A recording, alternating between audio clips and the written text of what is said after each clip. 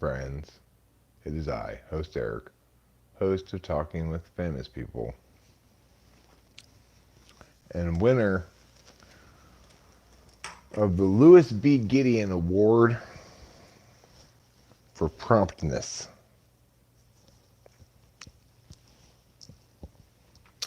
Speaking of promptness, you're probably all wondering the same thing I am.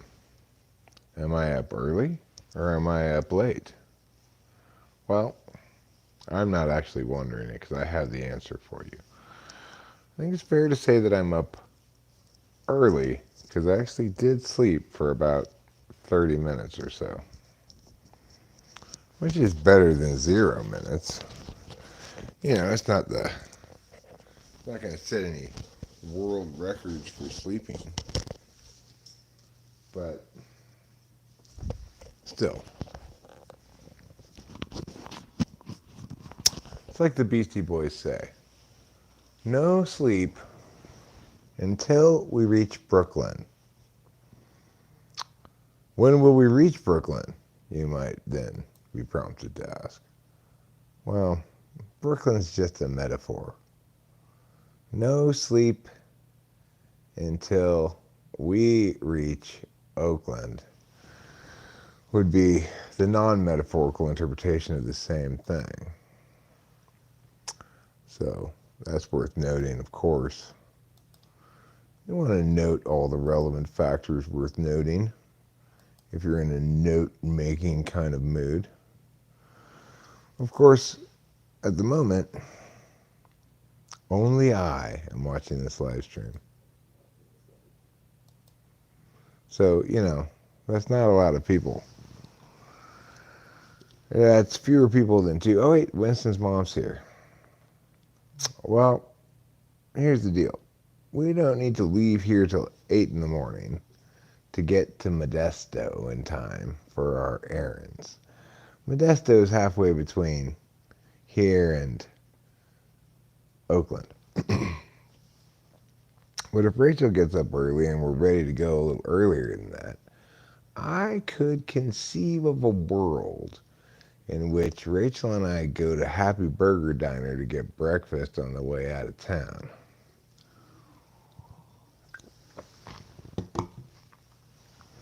Not a terrible idea. She and I went to Happy Burger Diner the other day around dinner time, unsure as to whether Happy Burger Diner serves breakfast all day, but with our hearts set on getting breakfast.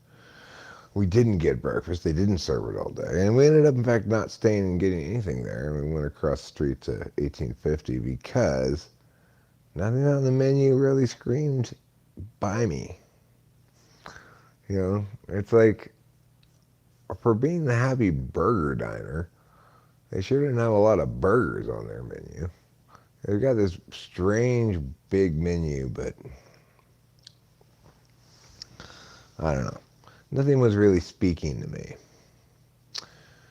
So what was speaking to me was breakfast. I've had breakfast at the Happy Burger Diner before. Hello, Boba Fett. Thank you for your enthusiasm.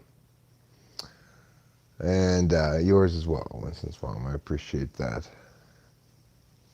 I'm thanking Boba Fett for both his own enthusiasm and for yours.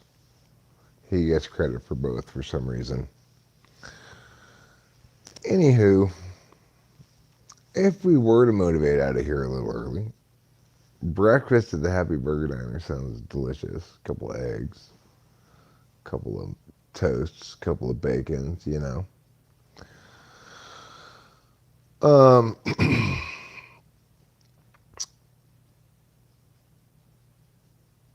So let's talk a little bit about the A's game. Let's talk a little bit about it. Apparently, because the Yankees are playing, I guess, or maybe because it's a day game, there were not as many available seats as there were in my previous attempts to get A's tickets. So we're sitting in row 2 of the infield pavilion or whatever it's called. So basically, we're sitting right behind the uh, third base field box. Last time we had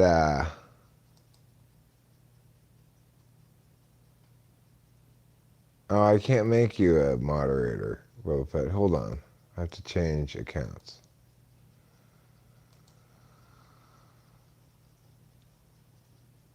So we are not as close to the field as we were in on our previous games when we were in row one of the field box. The field box has like, I don't know, not a lot of rows to it. 2, 3 rows maybe. But we're just behind that. So our seats were less expensive, but the best deal we got on seats was the first time we went, where we got them for $149 a piece, first row field box.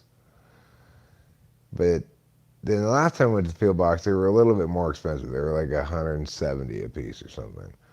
This time we're getting seats that were for $130 a piece, $129, but they're not in the field box, so we don't get the free stuff. So, if we buy a couple hot dogs or something, that really proves that that first game that we went to, which was the lowest attended game of the year and probably in many years, it had like 2,000 people or something. That was the best deal ever. But this one is fine. I'm happy to be where we are.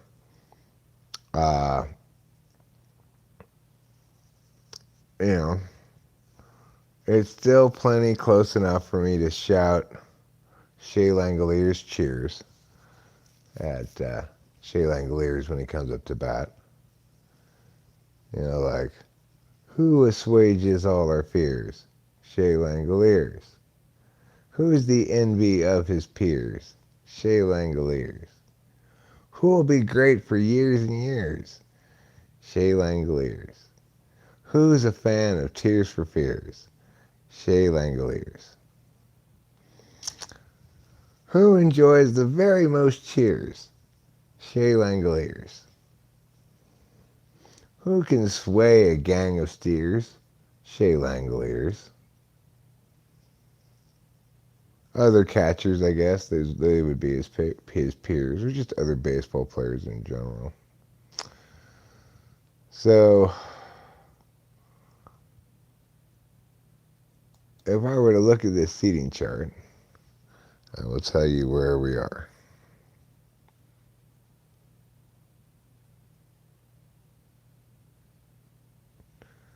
That's not the seating chart. I want to just look at the stadium. Oakland Coliseum.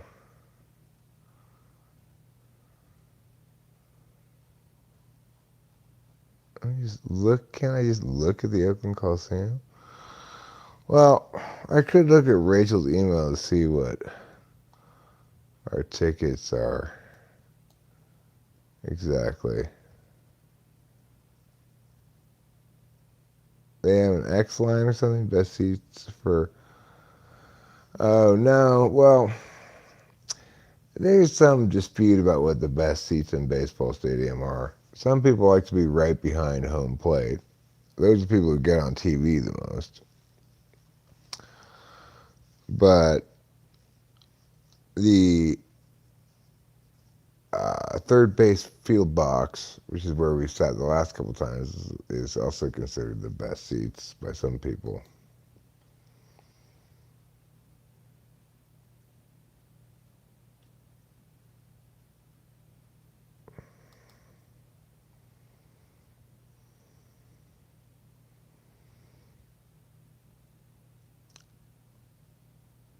So we're in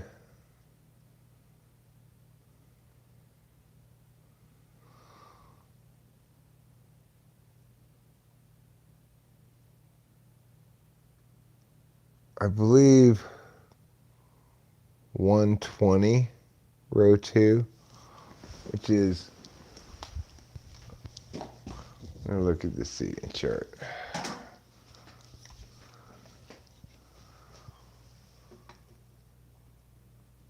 So, no.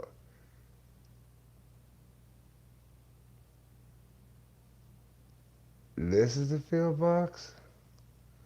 I don't know, they don't seem to have the field box on the thing. But I think we're 120 row 2 or something. Let me look at Rachel's email and see what it says.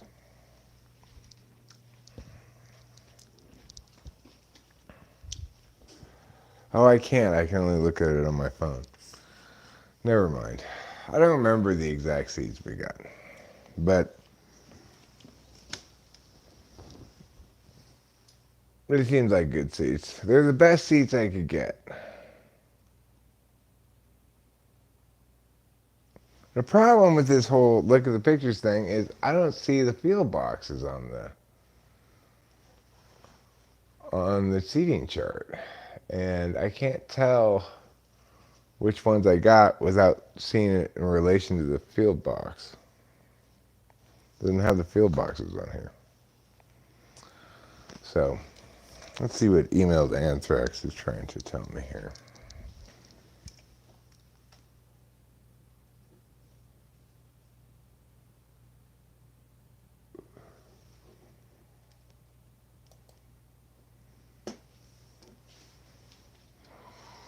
Well, the seed is in Rachel's email because my phone doesn't work, and you can't go to the game with regular tickets anymore or just show them a thing on your. Well, yeah, you have to show them the ticket on your phone, and because I don't have any cell reception, I have Rachel get the app because there's a special app you have to get tickets for a baseball game. Like, you can't pay for anything with cash at the Oakland Coliseum. Everything's contactless. So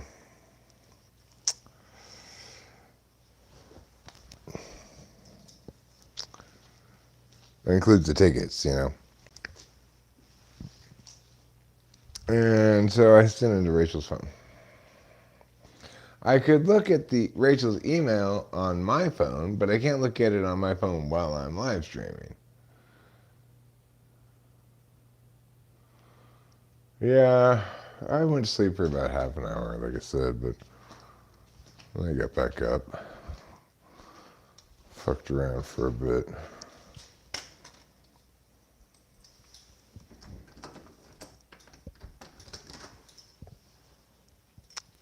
Then I literally just like sat in that chair in the living room for like 20 minutes trying to decide what I was going to do. And finally I said, you know what, Eric? There's nothing you want to watch on TV. The Vyvanse that you just took is kicking in. You might as well live stream.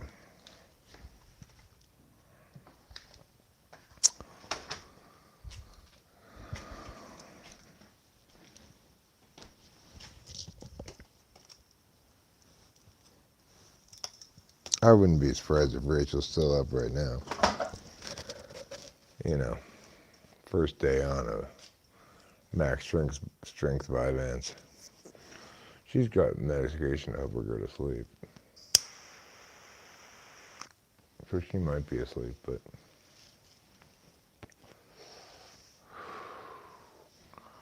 I've heard her up and down. She could very easily. Yeah, she's still up. You and I have both been up and down. Well, what I would recommend is, if you can, try to pull off what I pulled off, which is just get like 30 minutes of sleep or an hour even. Makes a big difference. Then when you get up, take another Vyvanse. And I was thinking, because we didn't sleep last night and we got this big day ahead of us, I don't know if we should each do two, but maybe we could cut a third one in half and we each do 1.5. I want us to each do two, which probably we'll end up doing, but I also want to be conservative in the usage of them. But, you know, it's a big day, it's a big outing, it's a good occasion to do that. So, you know, if you just get tired of trying to sleep, come Vyvanse up and, like I was saying earlier in the stream, if we motivate out of here at like 7 or something, then maybe 6:45, we could go to Happy Burger Diner for breakfast on the way out of town.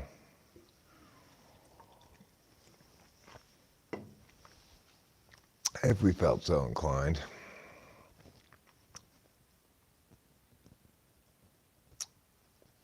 Whatever I think is low best. Okay. Well, there's what I think is best and there's what I feel like doing, and those things are not always the same thing, you know. Doesn't that sound good? Okay, cool. Yeah, try to get a little rest. A little R&R, which stands for rest and relaxation. Don't just get rest. You need to get relaxation as well. Otherwise, you're only getting one of your 2 required R's.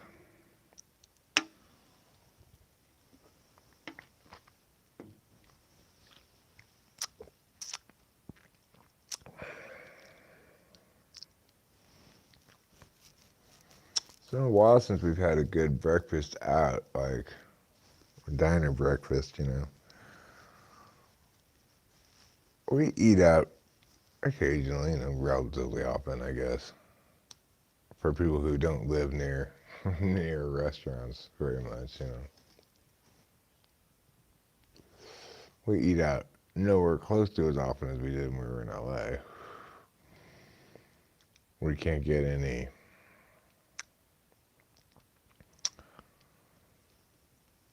not a rest, breakfast.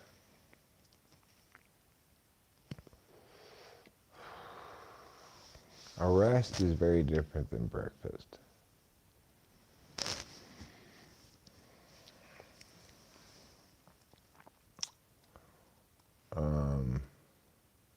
Kind of chilly out here at the moment. A little bit chilly.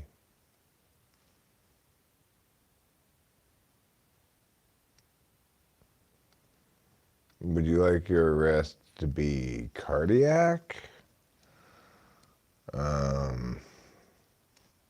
Criminal?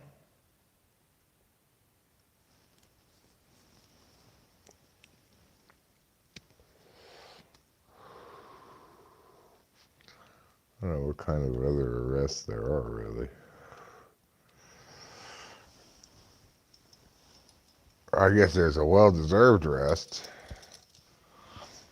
Oh, you're talking about that. You're talking about the arrest and relaxation part. Yeah, you need to both get arrested and then relax.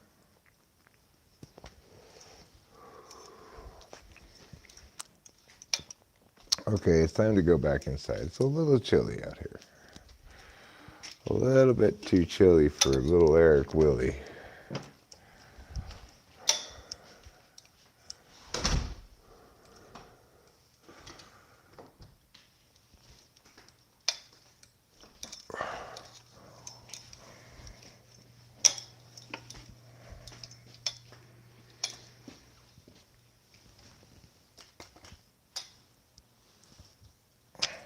Well, That's what jail's for. That's why you don't have any responsibilities in jail. Anything to do, you just rest, relax.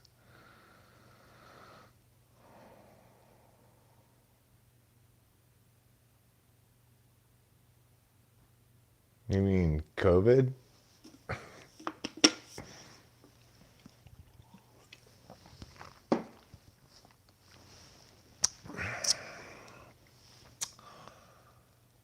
Well, it's 58 right now. I just got on flip-flops and these thin sweats. Jacket, my top's warming up. My head's a little chilly outside, so.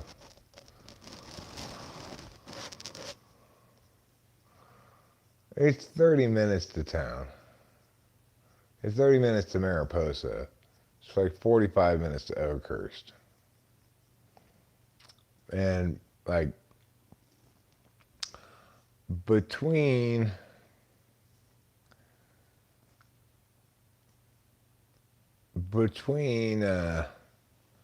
our house and Mariposa, there's nothing. There's just 2-lane windy road and trees.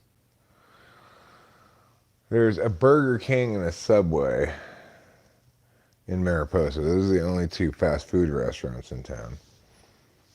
Then in Oakhurst, which like I said is 45 minutes away, there's a McDonald's, a Jack in the Box, and a Taco Bell. And what's it called? Round Table Pizza.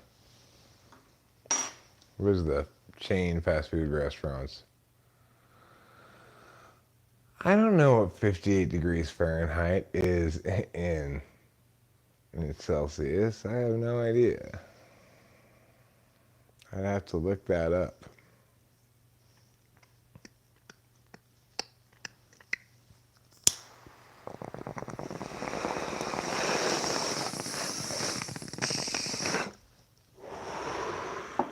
Now I'm curious. Now I'm curious.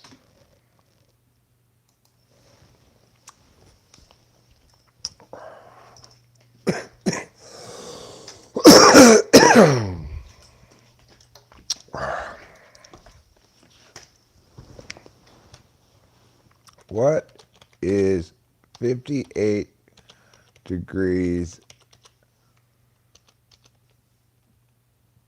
Fahrenheit in Celsius? 14.4 degrees Celsius.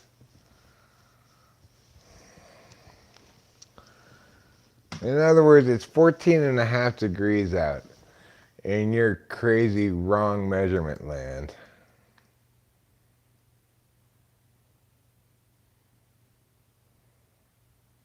Fourteen and a half degrees Celsius. It's night. It's nothing but shade at night. Tomorrow's supposed to be a hot day. Even up high where we are, it's supposed to get into the 90s, I believe.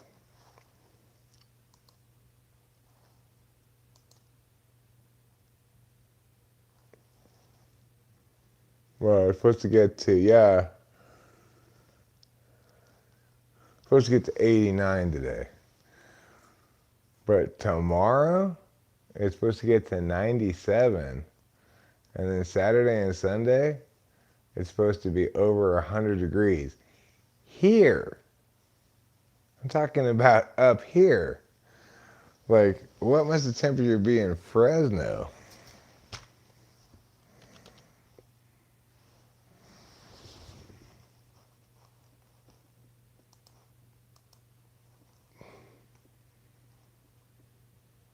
It's like the exact same temperature as it is up here.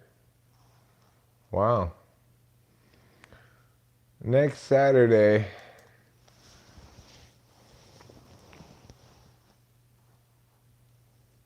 the day of the wedding, it's supposed to get to 91.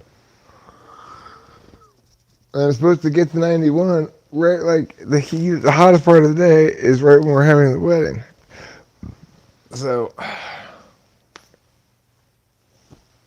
what are you gonna do? You can't have everything.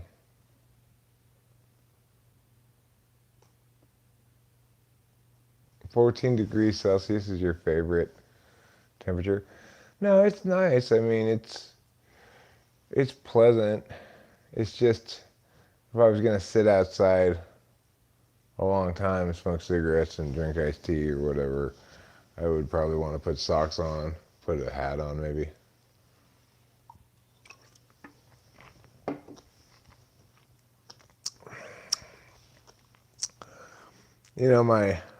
My feelings about temperature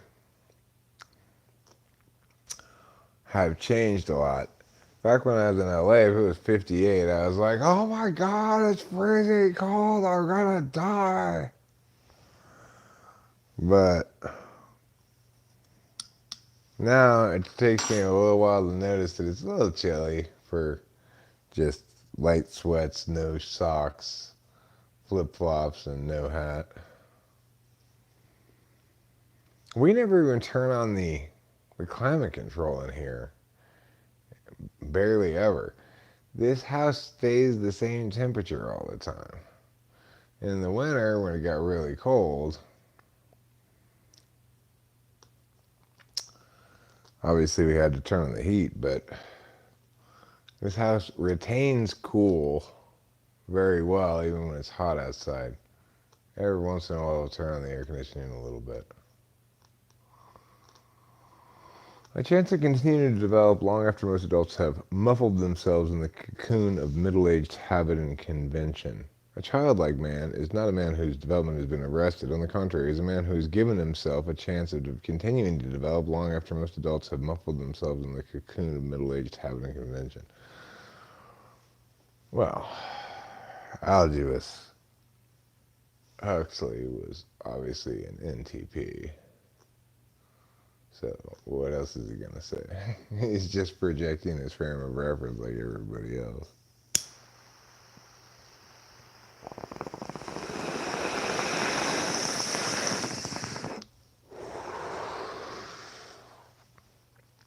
Well, let me tell you what 90 degrees Fahrenheit is in Celsius.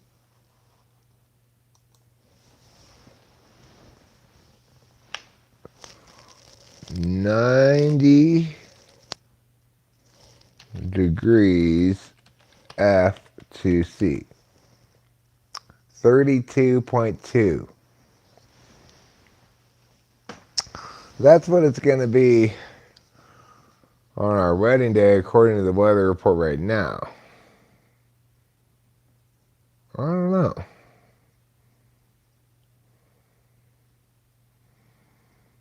Pure eternus for eternal boy.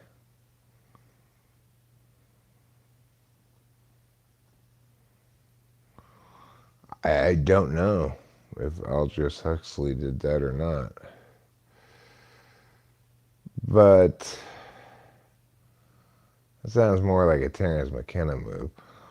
I know, what's his name? Timothy Leary was doing whippets on his deathbed.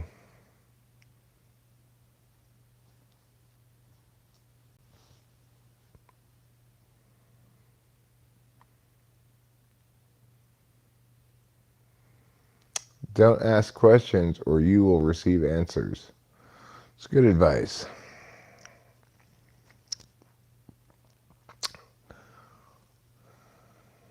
It's an interesting disjunction because one half of the disjunction is a command. The other is a statement. You really can only have statements in disjunctions. You can't really have commands in disjunctions, I don't think.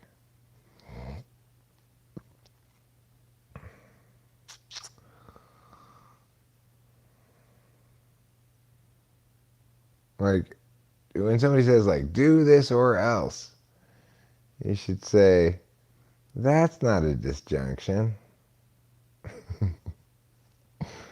You can only have statements in a disjunction.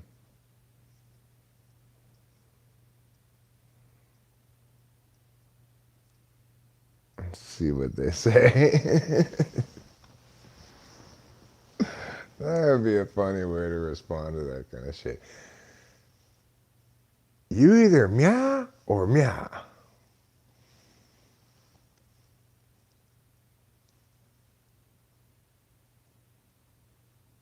Don't give answers, or you will be asked a lot of questions. Again, the command, the negation of the command, do give answers, does not comprise a statement. You'd have to say, if you give answers, then you will be asked a lot of questions.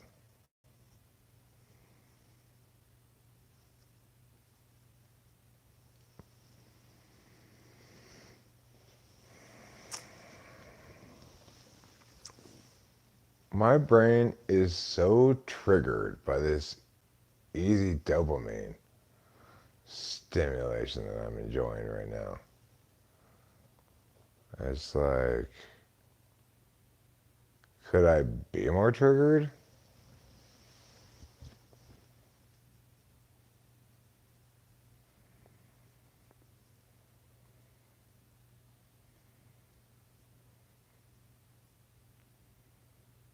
The answer is no.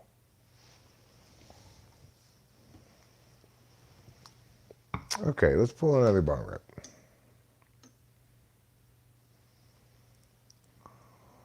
Well, my brain says hello to the morning, and my heart says goodbye to the night.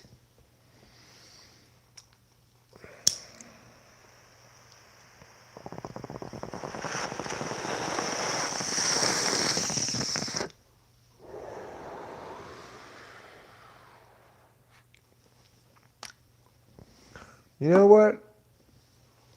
I'm anti-fragile, Winston's mom. I'm not easily triggered. It's because of my anti-fragility.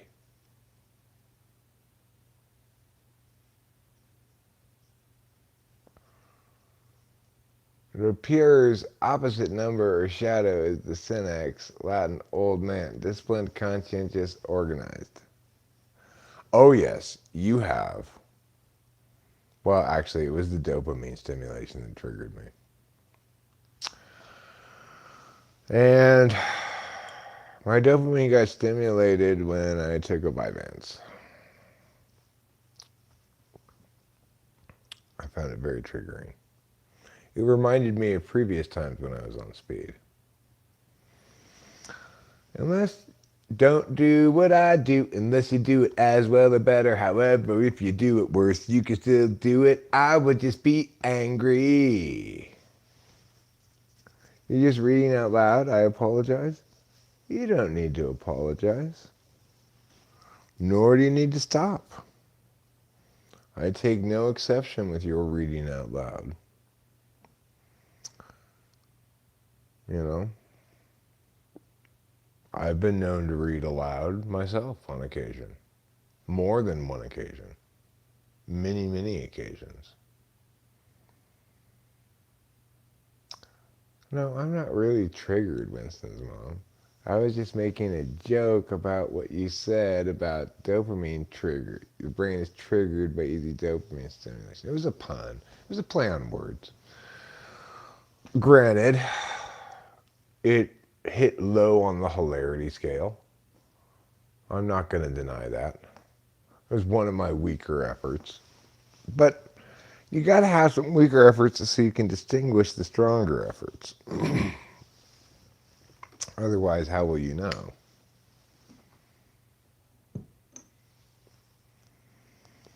So, you know.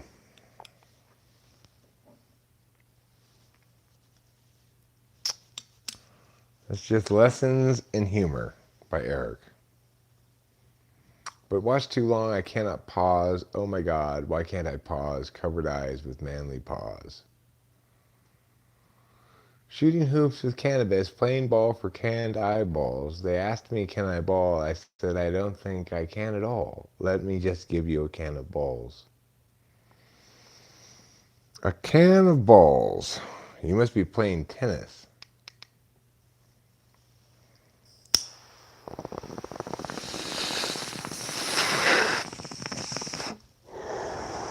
Or racquetball.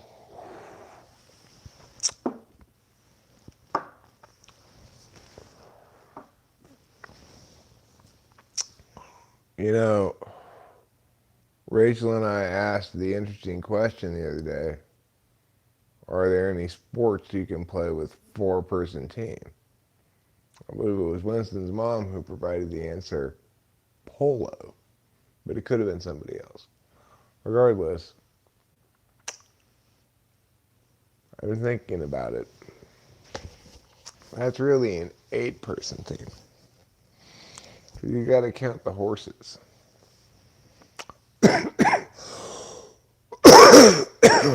So I'm gonna have to say no. Does not count as a 4-person team. Why are you pretending like the horses aren't playing the game too? Now I'm talking about a sport that's played with a team of 4. Can you think of any? You got your beach volleyball played with 2. You got your regular volleyball played with 6. You got your baseball played with 9. Football played with 11. Soccer played with 11. Hockey played with 10, I think. Yeah. Well, 11. 12 people total on the ice. Two goalkeepers and 5 skaters for each team. So, it's played with 6 on the side. Water polo. I think it's 5 per side. I'm not sure, though. Badminton. I'm not sure about badminton, but I think it's 2 per side. And what else you got? You got tennis is either 1 or 2 person per side. You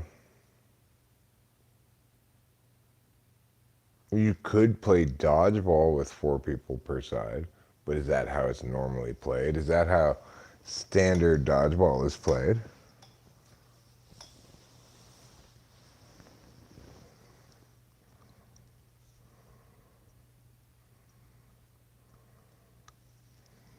A Delta team like SEAL Team 6 is made up of 4 people. That's not really a sport so much as it is warfare. But we'll find one. We'll find a legitimate sport that legitimately has 4 people playing it per side. Polo doesn't count. Polo doesn't count because obviously the horses have to be counted as players too.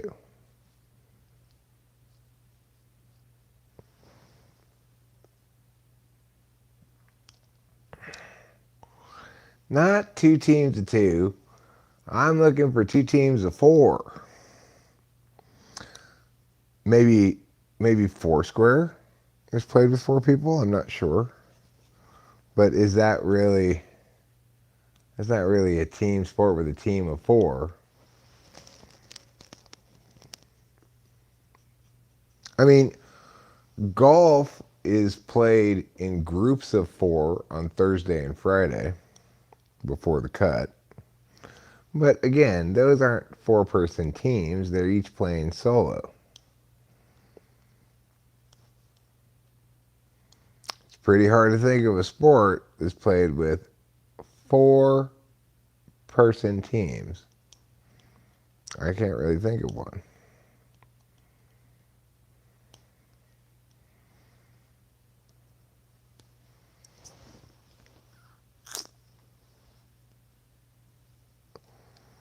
I mean,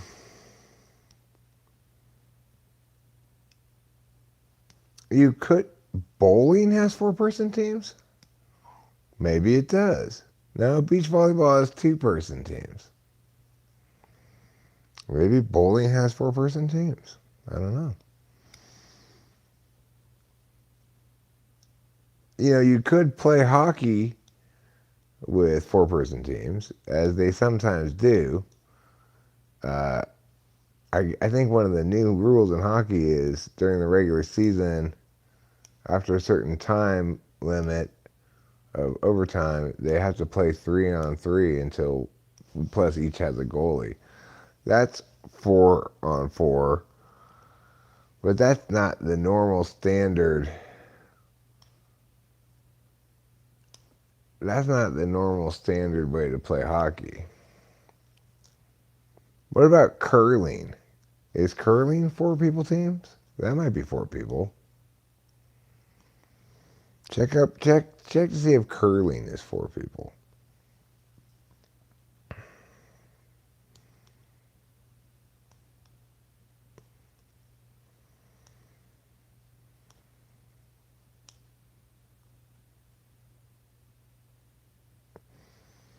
The average number of games that a professional bowler bowls in an hour is around 13.5.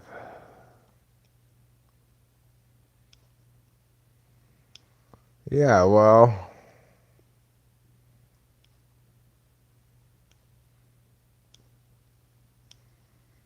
sweepers in curling, they all start out as great masturbators.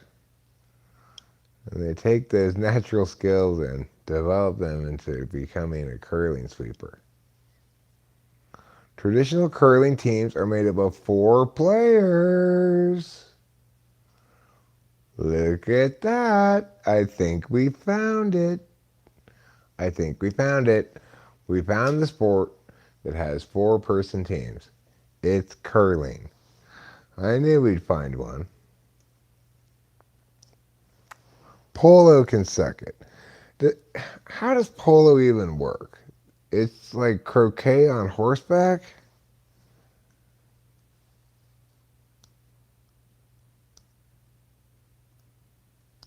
Boom. Boom on the curling. Curling's a sport. It's a real sport. It's more of a sport than polo. How does polo work? They're playing croquet on horseback and they're trying to hit it into a goal. Is there a goalie? There's no goalie, right? It's just, I mean, has anybody ever seen a competitive polo game before? Up near Santa Barbara, up from Los Angeles, close to Santa Barbara, but not quite all the way there. There used to be, I'm not sure if there still is, polo grounds, namely a field for playing polo. But I just want to know, like, is it a fun game? Is it competitive?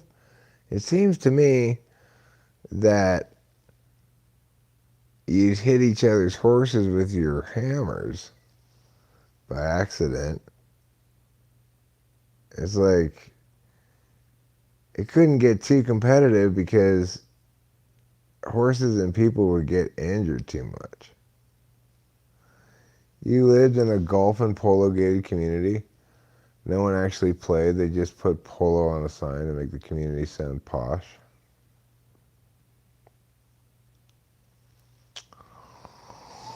Well, people do have horses around here. Horses, cows, different kind of animals, goats, chickens, you know. But I don't think that, Anthrax, you're not allowed to play polo. I forbid you from playing polo now. That's not okay. You know what the horse would tell you if you tried to do that? Nay. So,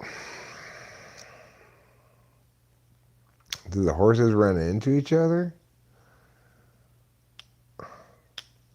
It's like, do we really need all these equestrian events?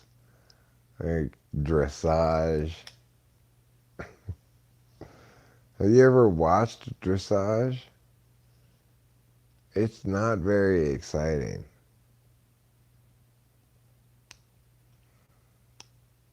I'd rather watch jousting. You get those polo people and make them joust instead. I think that'd be better. I think I'd be interested in watching people playing polo suddenly be surprised as their polo ground is converted into a jousting field and they're handed jousting lances and a shield, of course, and told to go joust at each other. And because they're so surprised by this suggestion, they just do it. They're just like, okay. And then, now that would be interesting to watch. It'd be interesting to watch a polo match be interrupted by people who convince the polo players to begin jousting each other. It would be a good TV show called Polo Match Turns into Jousting Match. That could be the name of the show. And, they put a little bit of armor on them. They say, try not to kill each other, and then the polo players have to joust. And the winner gets a cash prize. But the loser just has to lie there where they're falling in a big pile of horse dung. It's India's most popular game show. To the extent that I think I may have seen polo on TV before, I'm pretty sure they were playing it in India. Seems like the kind of thing they're into in India. They're into cricket, so they're probably into polo. Those are similarly dumb, like antiquated England sports, What's another antiquated England sport?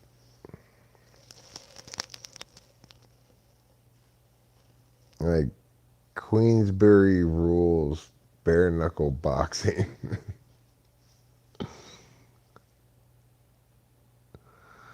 If someone jumped if somebody dumped a giant bucket of feelings on your head, would you prefer FI or FE?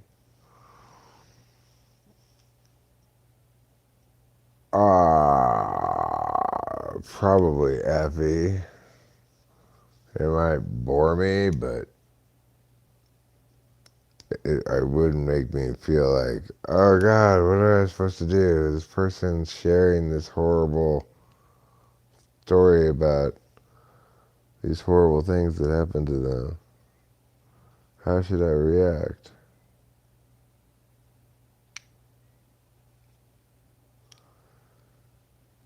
In a world that's constantly changing, how should I be sure?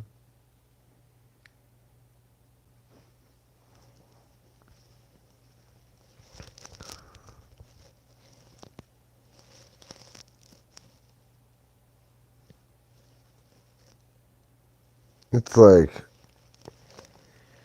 pudding throw. This is some sort of sport that used to be popular in England, but faded away. People would throw pudding. Of course, it wasn't actually pudding. It's what English people call pudding, which is bread. And just throw it. Who could throw the pudding the hardest? And try to knock each other over with pudding. A bucket of words or a bucket of thoughts? Thoughts and words. Words and thoughts.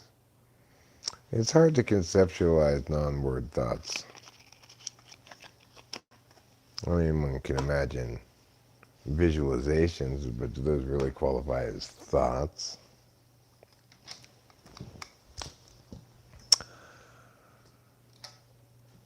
Or any thought you can have that you can communicate to others expressly as a thought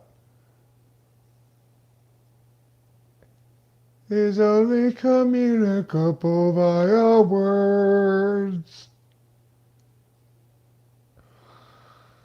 So even if you were to have a non-word thought before it could be a communicable non-word thought, you'd have to put it into words. Prior to which, it's hard to say it had any real form at all because, I mean, it's not like you can understand things without words. Okay? Don't even bother trying.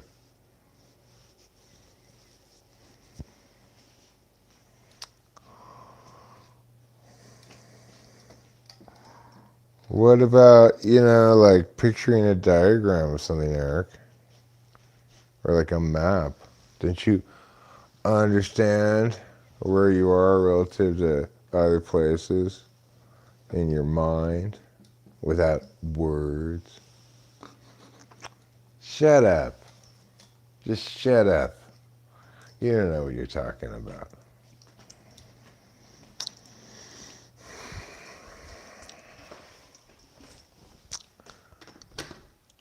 Well,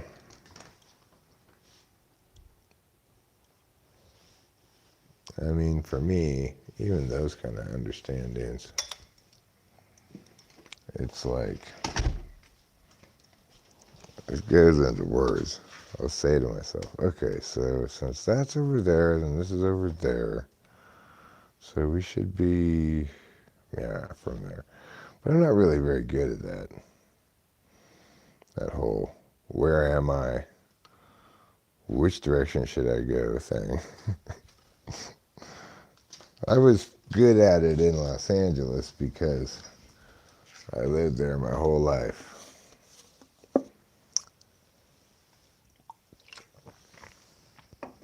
But I'm not inherently good at it. Well, it's a little more comfortable out here with a hat on. It makes me feel defended against the winter's chill.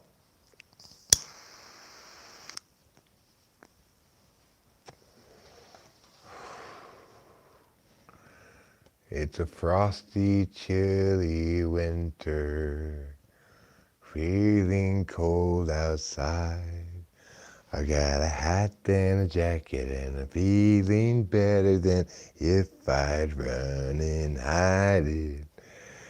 Hid away, I mean, someplace by the fire, 'cause you know it's feeling okay.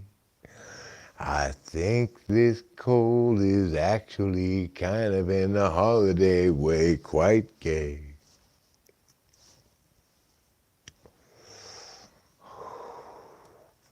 That's my song about this right now.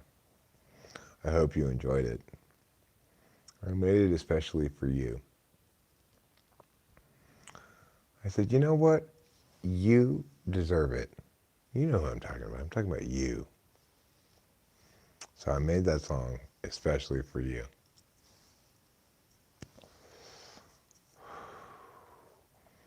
And if you're feeling special, if you're feeling anointed by the truth of being singled out as the special one, you're right. You're right to feel that way.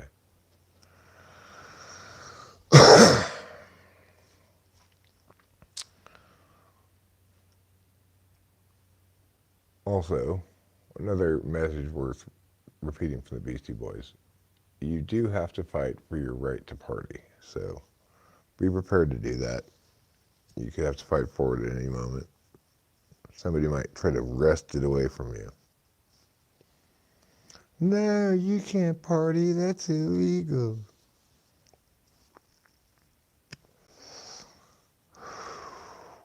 Shut up, Mom.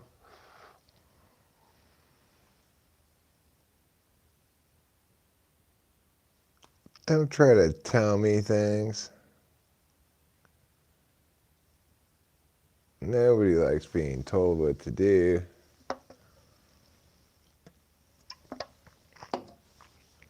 I've got to pee. I got a bladder. I've been filling it with liquids for quite some time now. And the liquids that I have been consuming have now transformed into a bladder full of urine.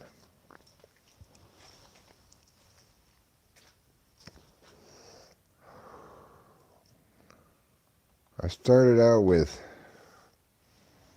delicious Arnold Palmer. My body just transforms it into urine.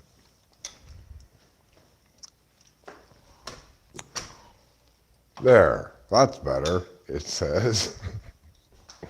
Now instead of a delicious beverage, you've got a bunch of piss. Aren't you glad I processed this for you?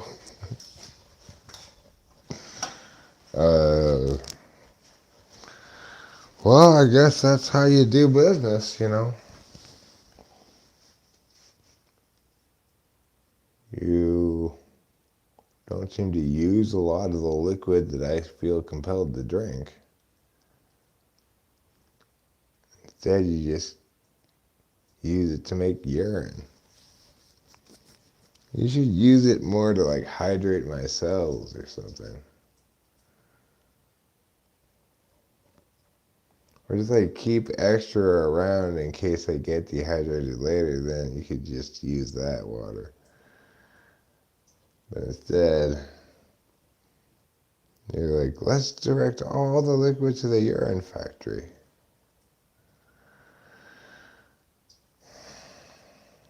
I want to increase productivity.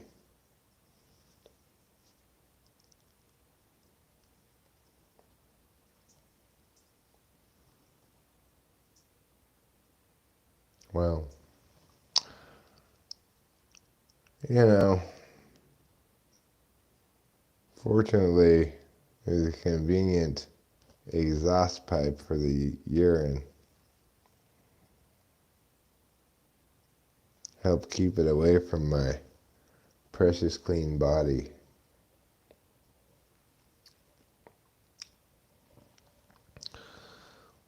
Do you think my body's more precious or more clean?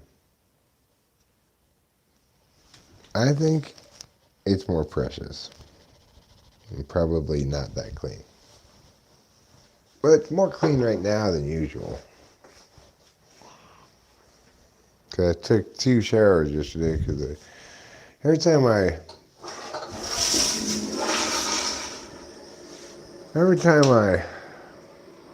work on the wall outside, I get all these little gray chips in me, all over me.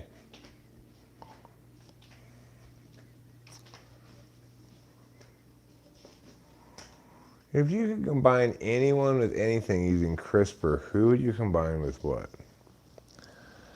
I'd combine Margaret Thatcher and Mikhail Gorbachev to get Margaret Gorbachev.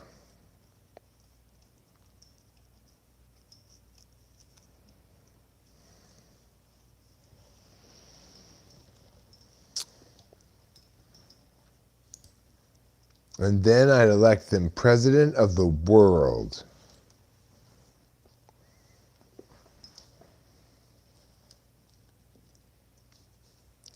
A great leader with all the stubborn conservative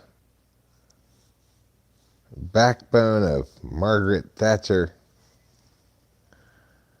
and all the diplomatic give up of Mikhail Gorbachev. Tear down that wall, Margaret Gorbachev.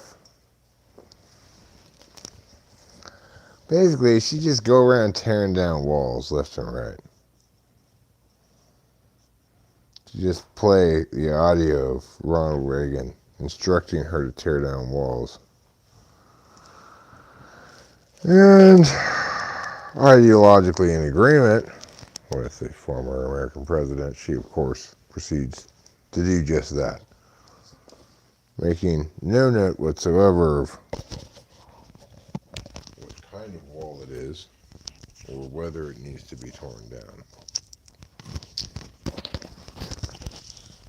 She didn't have time for that kind of nonsense. Check in to see things. She's Margaret Gorbachev. She's got that red thing on her head that Gorbachev has.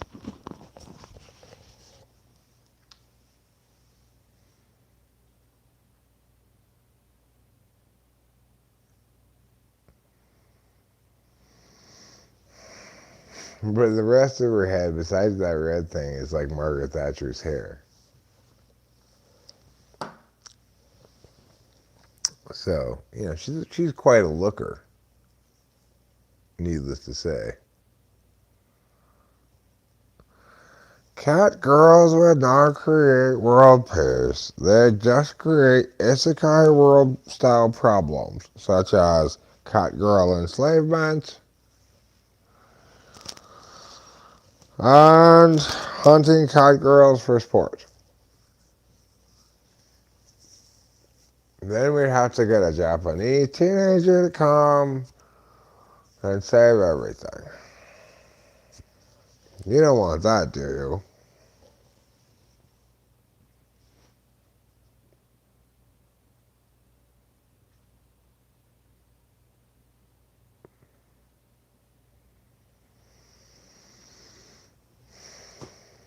Well,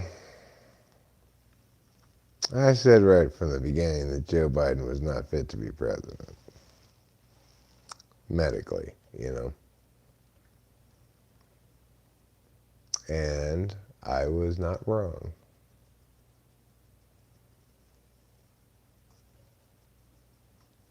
But it's nothing to celebrate, It's sad.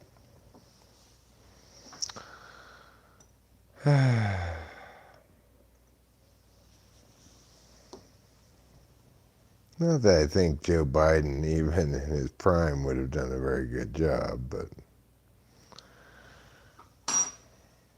nobody's going to do a good job with dementia.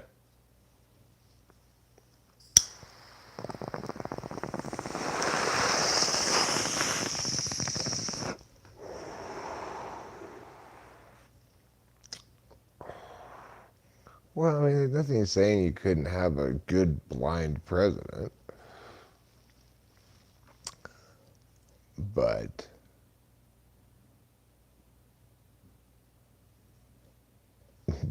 Joe Biden's not one.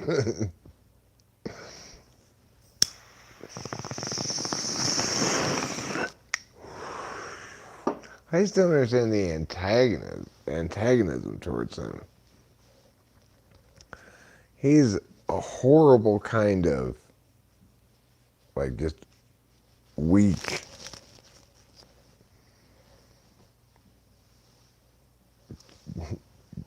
Just absence of a leader, But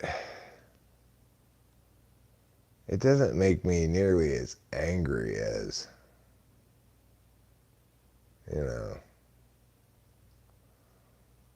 Trump's sort of assault on discourse.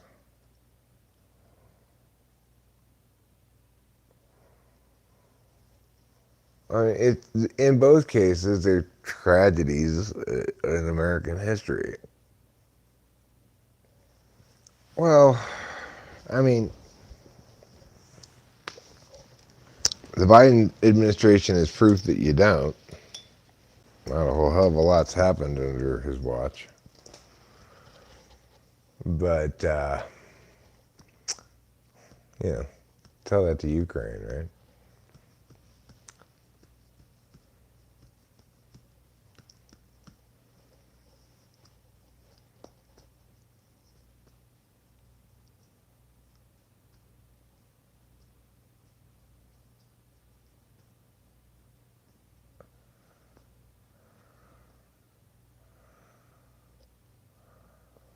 Look, the point is, it sounds to me that you're motivated to position things as negatively as possible. I suspect that the truth lies somewhere between the probably rosiest possible reports from the White House and the Boba Fett Death Watch story, you know. The point is, even back at the beginning of his presidency, it was clear that he was somewhat suffering from dementia. So, whatever else there is to say about the matter is completely irrelevant. We made it through a Reagan presidency. The second term of Reagan's presidencies was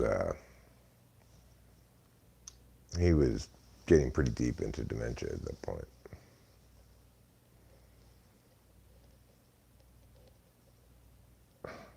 What legislation have they passed that's progressively equal to a New Deal? What does that even mean, first of all? But which specifically legislation are you referring to?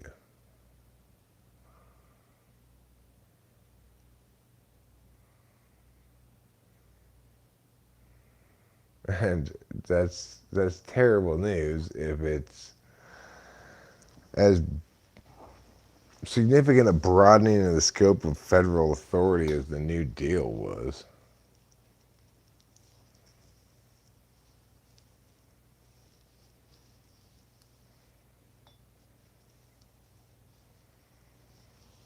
I mean, you know, that's not a good thing. To expand the scope of federal authority beyond its enumerated powers is not a good thing.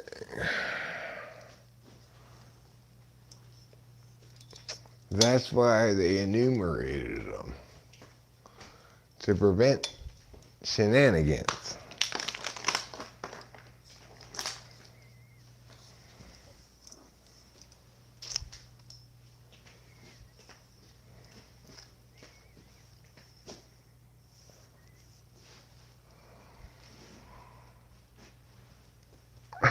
Okay, come on. $1 trillion infrastructure bill is not remotely equivalent to the New Deal.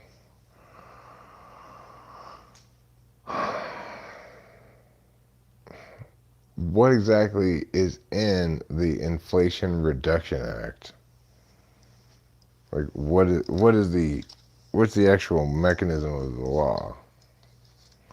I get the first one's tax and spend. Well, at least it's on something that the government should be spending money on, infrastructure. A big boost for computer chips.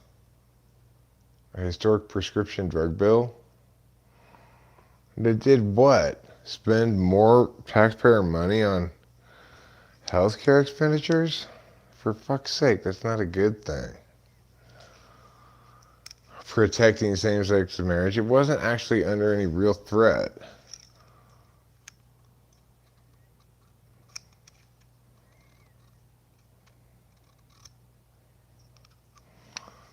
Yeah, I got the fact that those were press releases, but talking about fucking spinning the shit out of something, calling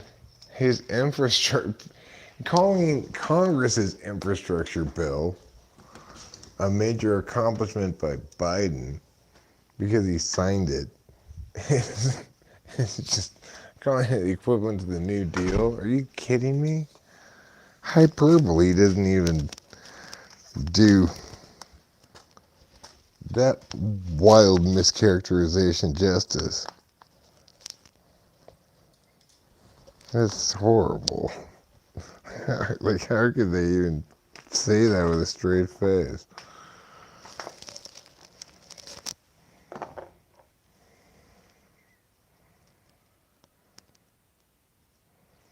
Good for him. He signed a bunch of shit. Wonderful. Just what we need.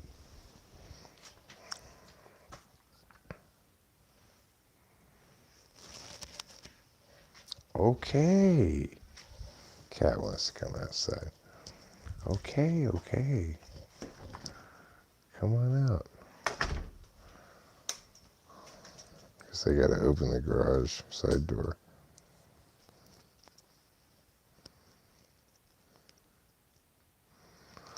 Okay, so Biden's done a bunch of random regular shit. Big deal.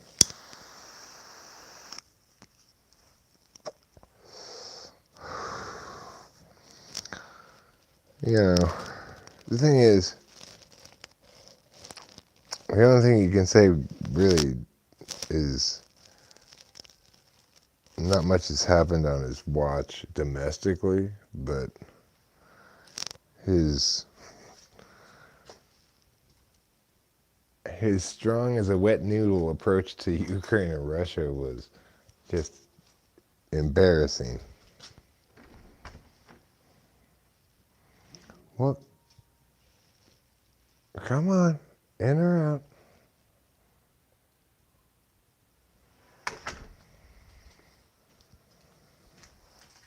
I think the cats might be worried about Sasquatches. Hear some weird noises. Who knows what it is? Could be Sasquatch. Terrell, does anybody really know what a Sasquatch sounds like? What would I have done with Russia and Putin and Ukraine? I would have adhered to the terms of the Minsk protocols, of course. And I would have treated them as though they were an ally. I would have independently treated them like they were part of NATO, even though NATO wouldn't treat them that way.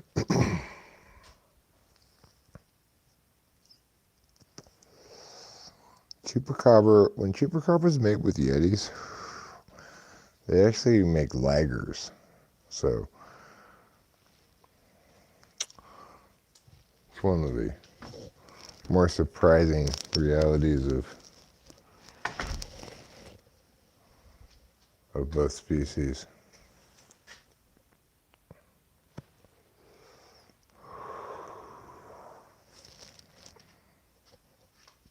I mean, we signed the Minsk protocols, and what the Minsk protocols said is, look, we're not going to make you really part of NATO, but if Russia ever invades you, don't worry.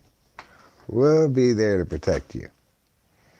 You give us your nuclear weapons and we'll be there to protect you. That's the Minsk protocols. That's what we signed. Did we uphold our end of the bargain? No, we did not.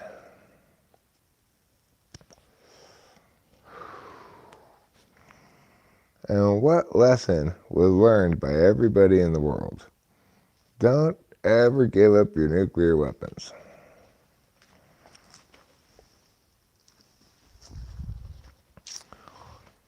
Well, it wouldn't have gone down like that under a stress administration. We would have had planes in the air and troops on the ground in Ukraine.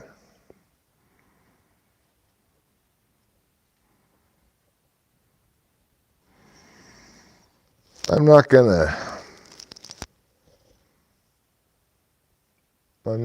to, I wouldn't have, I would have stuck with a conventional proxy war, you know, rather than try to hit Russia directly. I don't want to face the response to that, you know.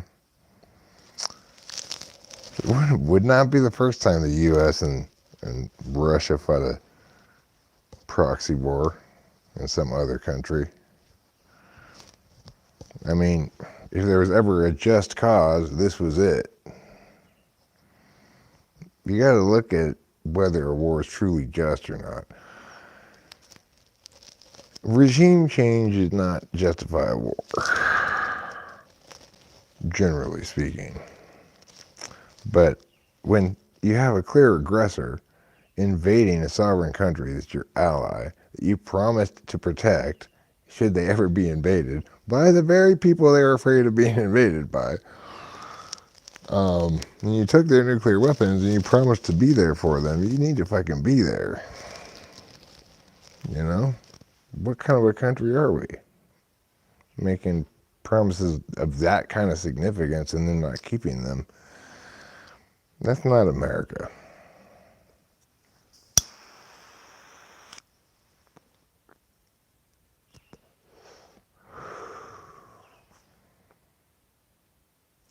You know, why don't you have a statesman saying that?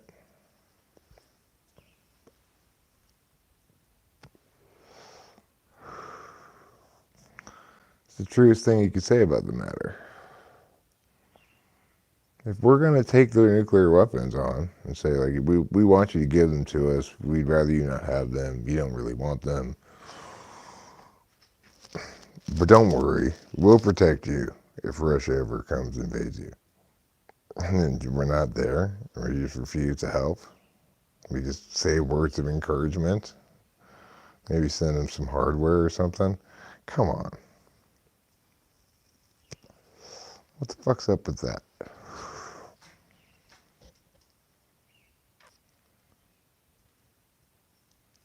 I'm up early.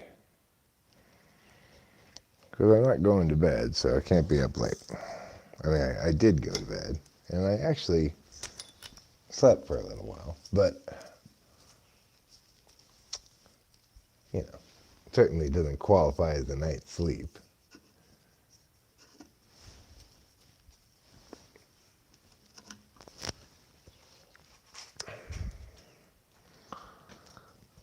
No, it does not.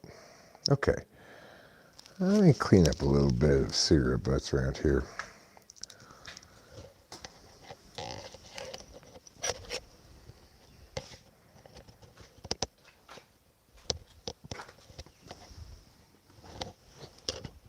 Are there any more? No. Okay. Now let me clean up this old water bottle by pouring the water out. This empty beer bottle. I'll put this full water bottle in my pocket. I've got this iced tea, which is basically empty, so I'll just pour the rest of that out. And I got 3 things for the trash.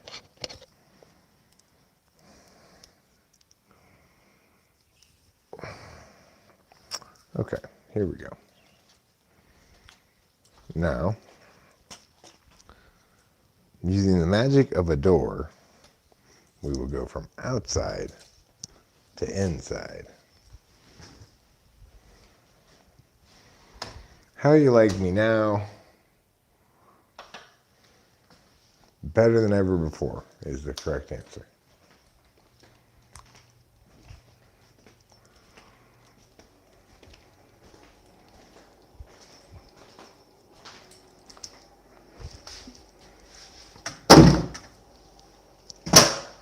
Okay, I've thrown away those trashes. Well, it's 5 a.m. already.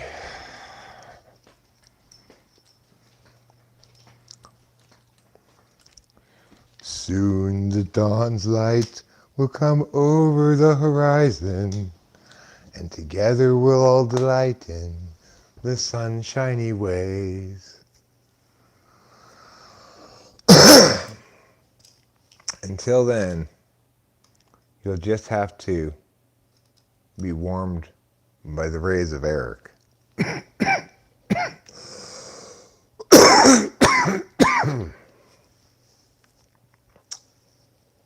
How many Loch Ness Monsters do you think there are?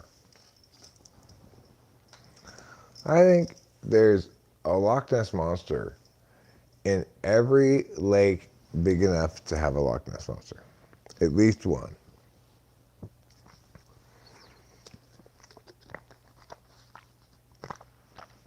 The question is, what does a Loch Ness Monster look like? Well, it looks like one of those dinosaurs with a big long neck. except instead of having legs, it's just kind of like a body with some fins.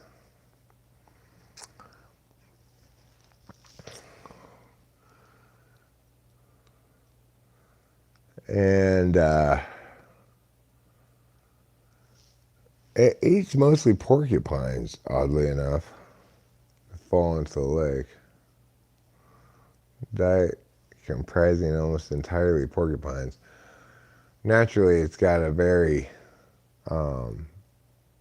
quill-proof esophagus. It's got a naturally quill-proof esophagus. That's one of the great things about Loch Ness monsters. It is the durability of their esophagi. A submersible bronchiosaur is a good way to put it, Jeremiah Fix. Without the legs, though, and with fins instead of legs. You can't be an underwater creature and have legs. Are there any underwater creatures that have legs? I mean, there's some amphibians that do. I guess giant Japanese salamanders. Have you ever seen those things? They're huge. They're crazy looking. Giant Japanese salamanders. There are underwater creatures that have legs. Excepting amphibians, are there any underwater creatures that have legs? Well, there's crabs. Crabs have legs. And lobsters. They have legs too. Crayfish have legs. They're really just little tiny lobsters.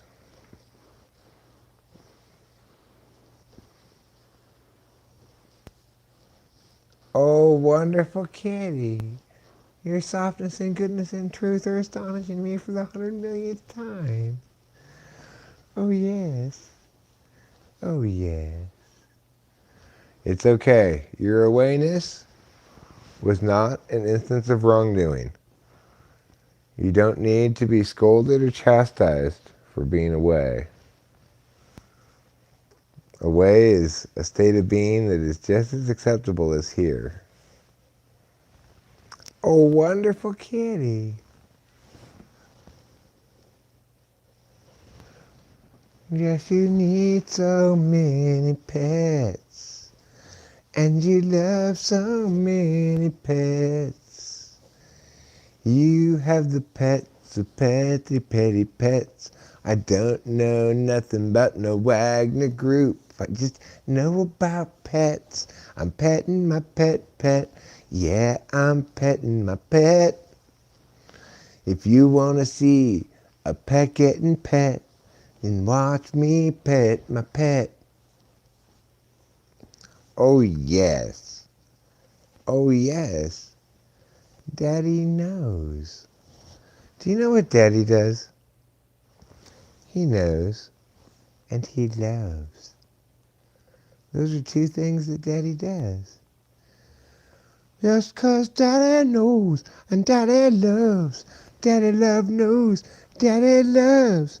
Daddy knows how to love. Yes, he does.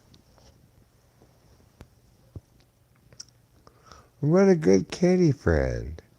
What a loving time surprise. Daddy loves his loving time surprise. Yes, he does. Oh, yes. Oh, yes. Daddy knows. Daddy knows the truth about love. Yes, he does. Oh, yes. Oh, Daddy knows. Daddy loves. Oh, yes. What a good kitty. Who's an important princess? Yes, it's you. Yes, it is. So, in case you were wondering, it's Capio.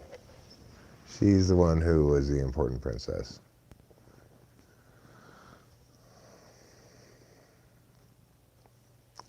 Oh, yes. Daddy knows. And Daddy loves. Oh, yes. Give Daddy a head push. Give Daddy a head push. Go on. Give it to me. Oh, you tease. She just doesn't want to give me the head push. It's because she's epipolar. But I want the head push so much. It doesn't mean anything if I don't feel like giving it to you. Oh, thank you. Thank you for the half-hearted head push.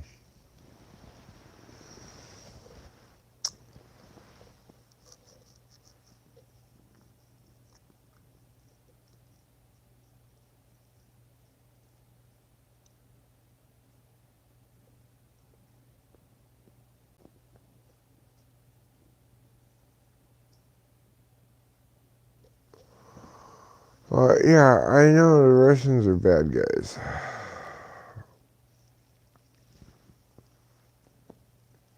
Oh, beauty poo. Oh, yes.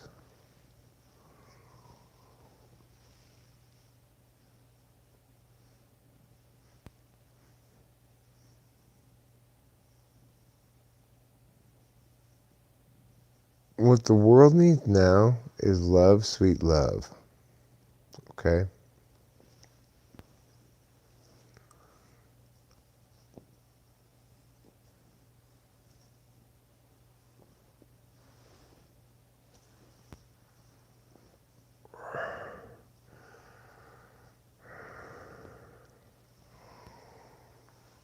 Well, I know. They're not fun, the Russians.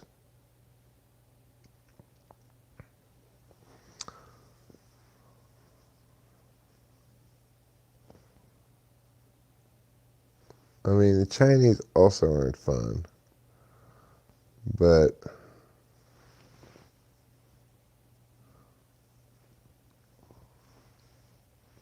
they're a little less scary than the Russians.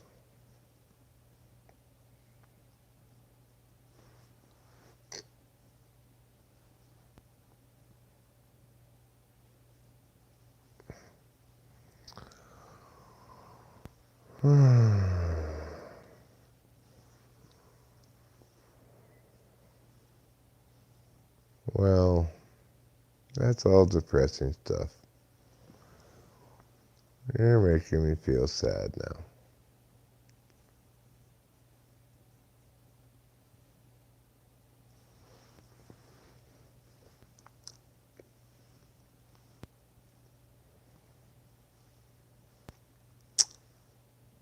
I think what I should do right now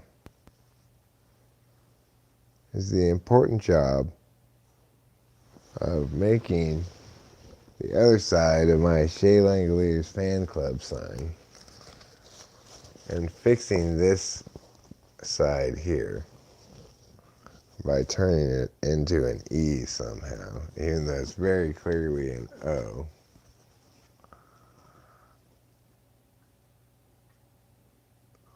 But I'll write it on the other side. So at least it'll be spelled right on one side.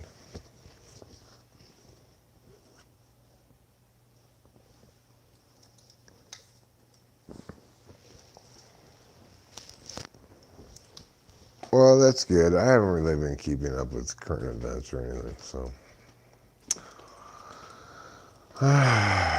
You know, it's all so depressing. It's like, I'll keep up with it when I have a good need to do so.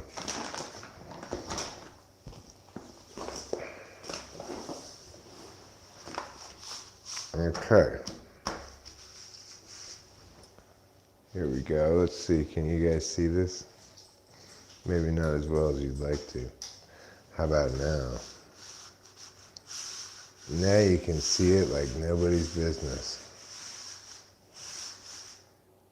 There, now you can really see it like nobody's business. Okay, I gotta go get some pens.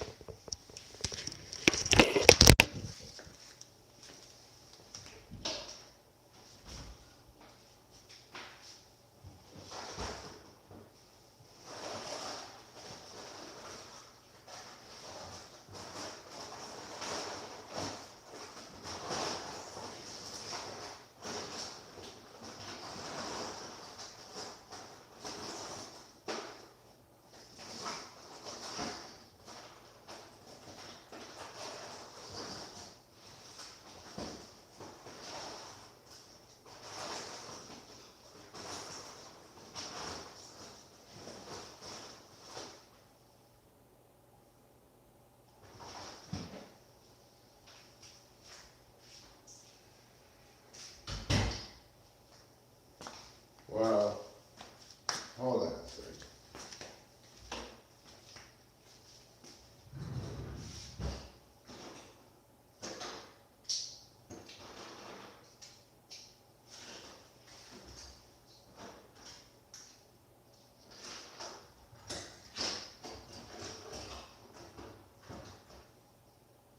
Okay. This is fine. This is good enough. Hopefully.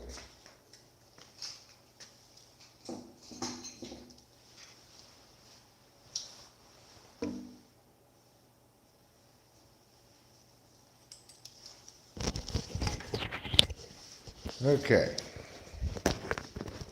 Now, what you're about to see is something pretty special.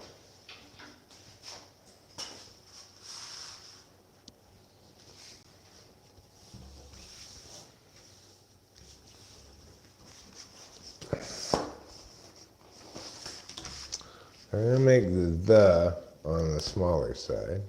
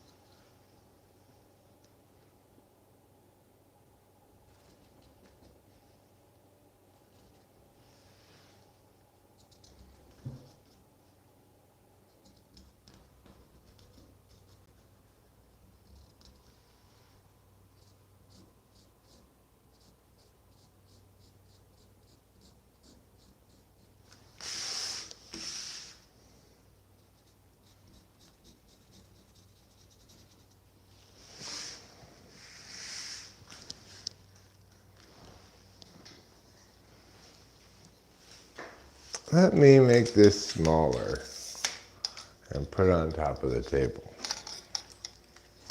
Ow.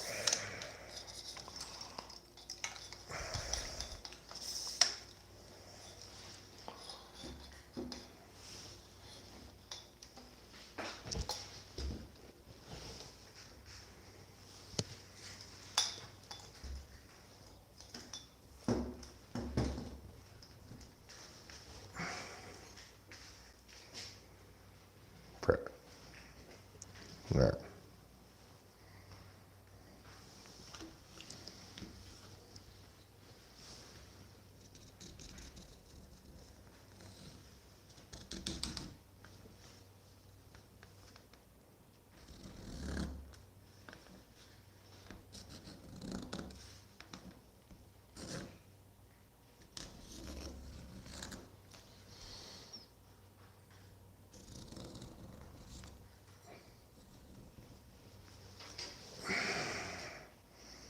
Okay.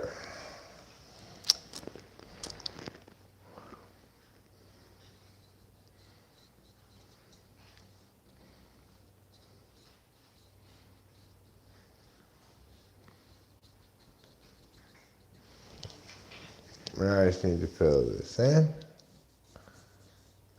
like yeah.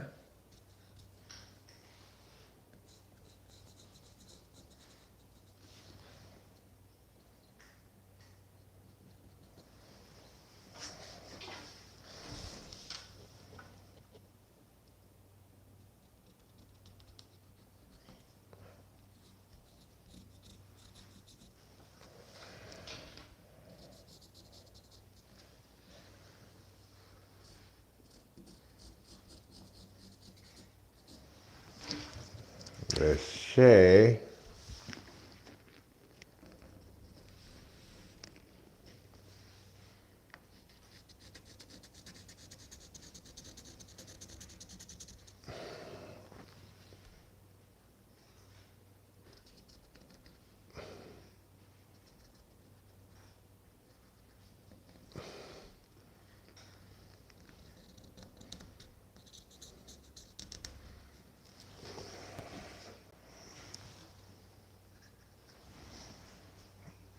Okay.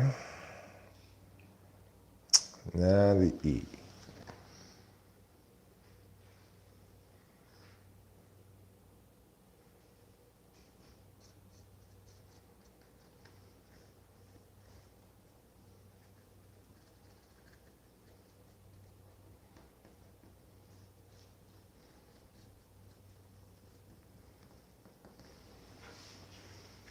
Okay.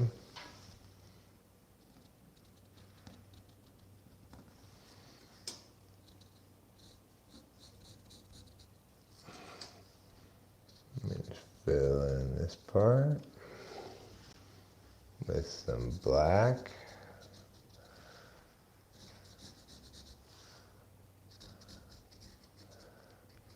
And then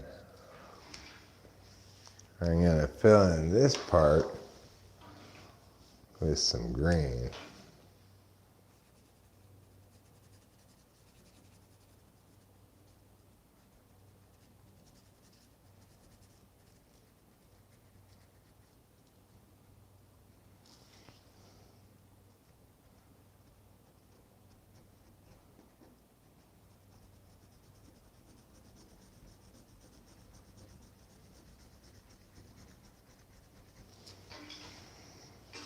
Okay.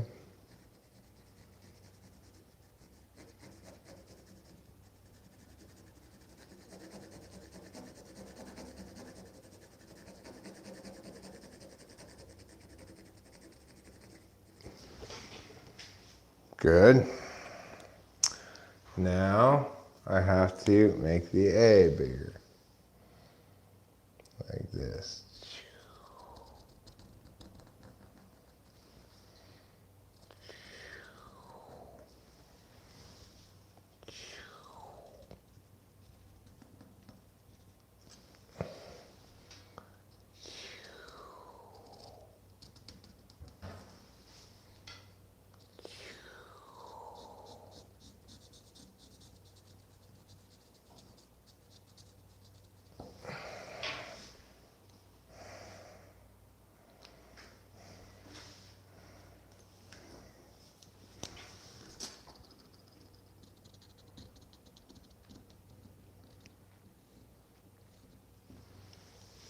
Okay. Now I could get green and gold in this one. I could get some yellow too. I'm gonna see if I can find some yellow.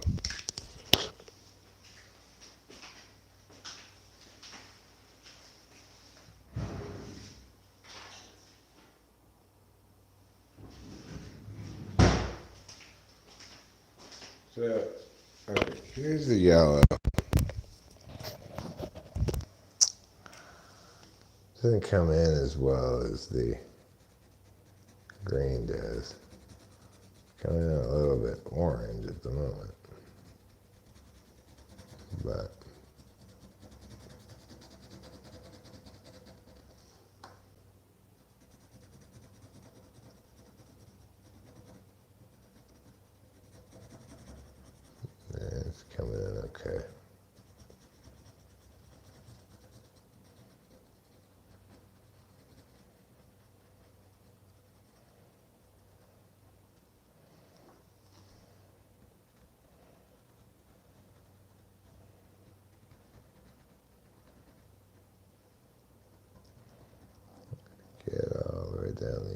this here.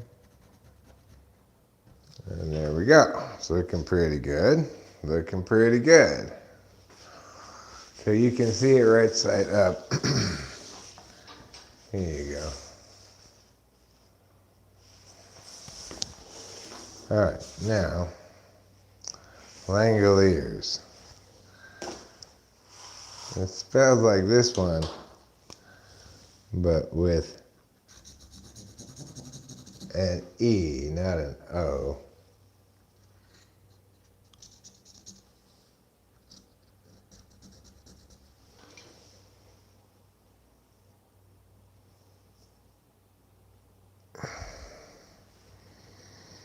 Anyway, Langeliers.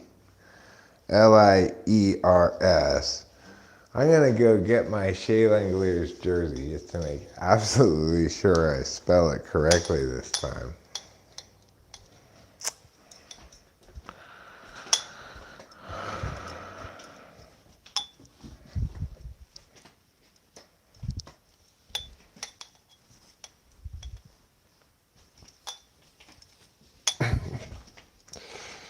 Well,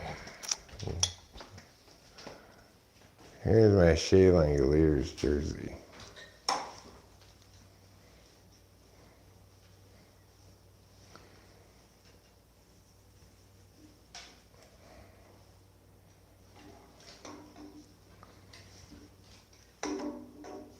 Okay, Langeliers. Yeah, so I did spell it correctly except for the E in the middle. Now we get it correct.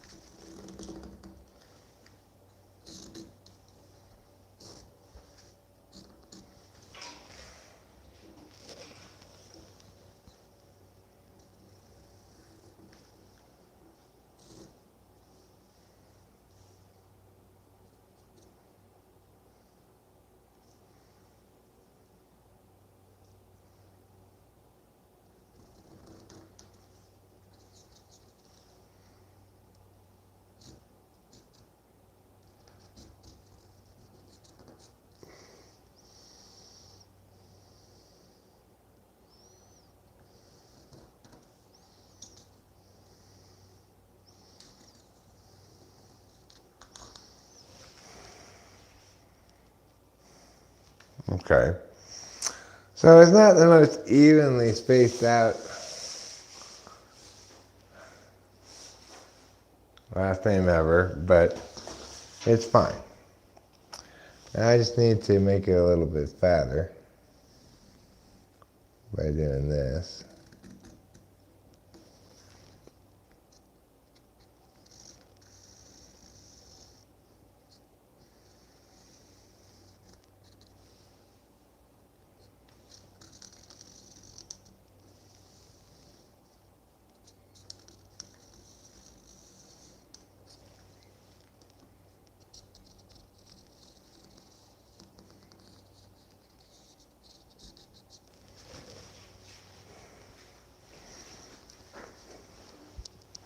My pants are falling down, my pants are falling down. Hi ho the merry-o, my pants are falling down.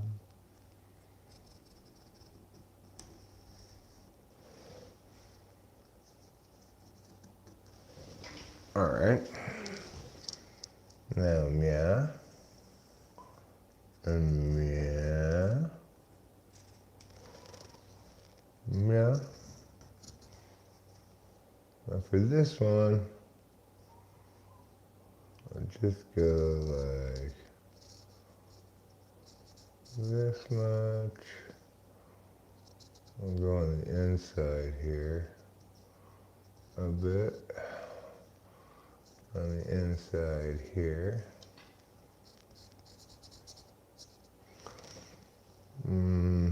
This one. Bring it down like so.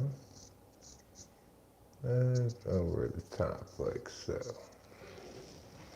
And this one I'll do on the inside.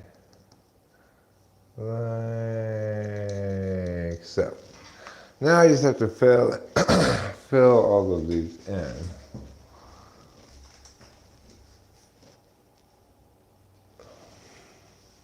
As per Mia.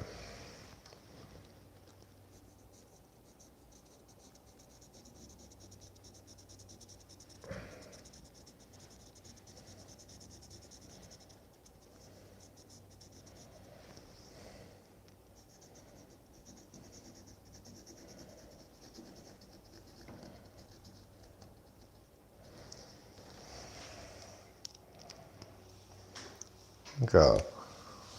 Do green inside of the A, but I'll do it on the inside part of the A.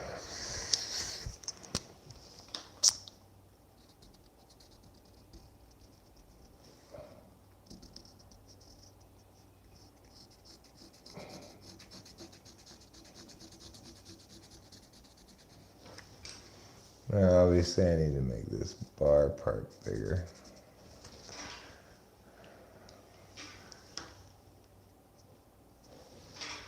Okay.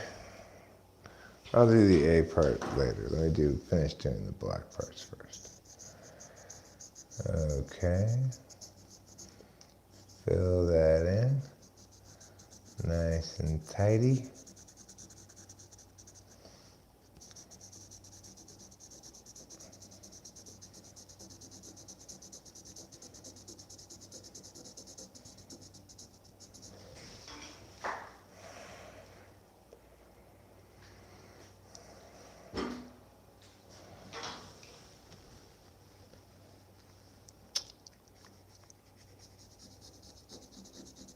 And the G.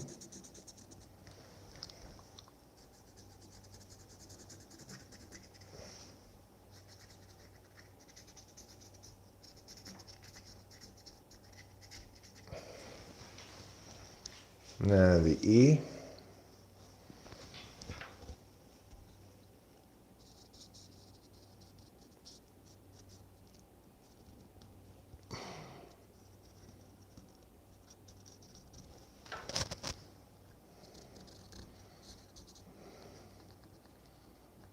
As per Mia. The L.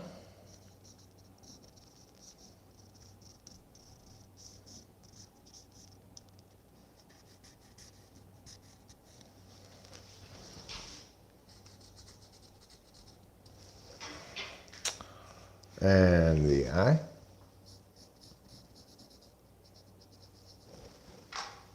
And the S.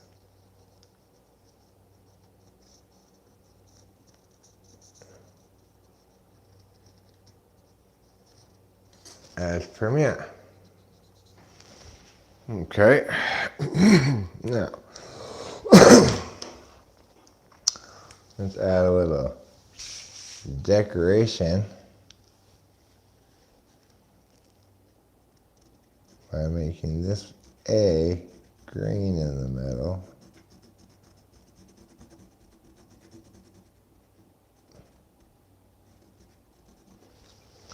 And this E gold. That way,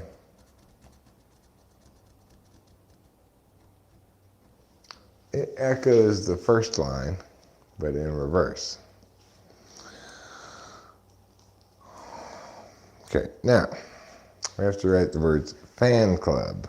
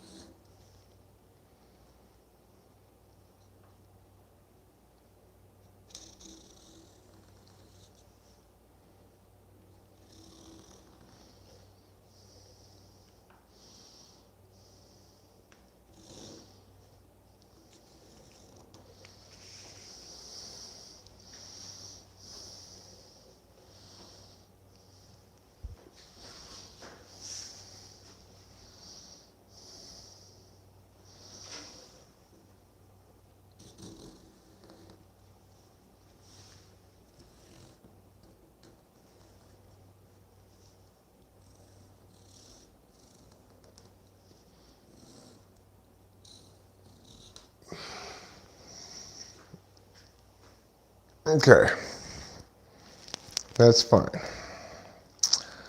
Now, this needs to be a little bit bigger. Now that's fine. Okay. Now for this F, we'll just come down the side of it like so to widen it out a bit. And then we'll just go underneath it like so.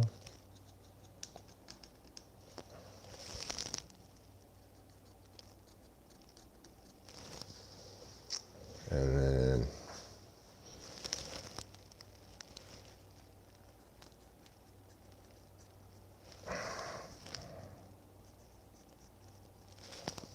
like so. We'll do inside here.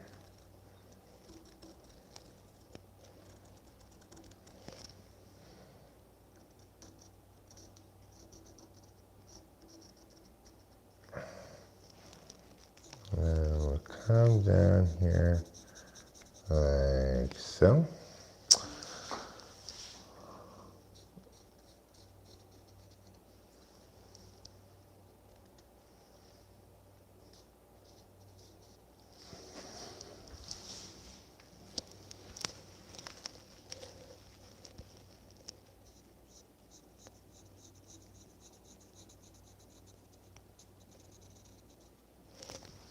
Okay, that's fun.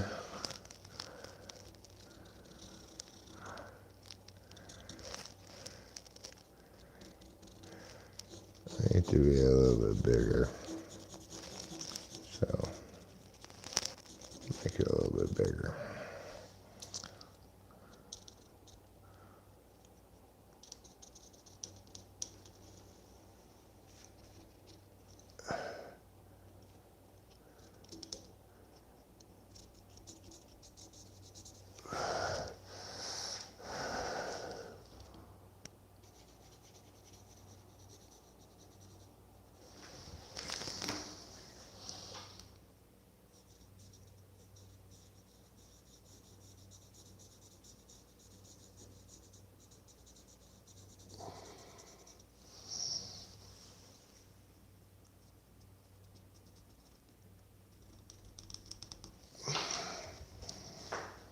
There, that's good. Now, we'll make the C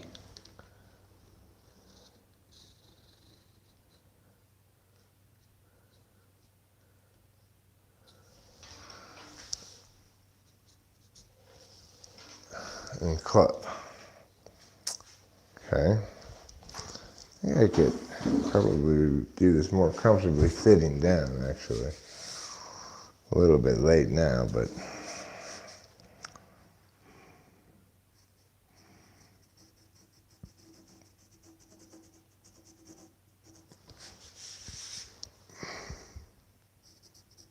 yes, this is much more comfortable. Okay, now the L.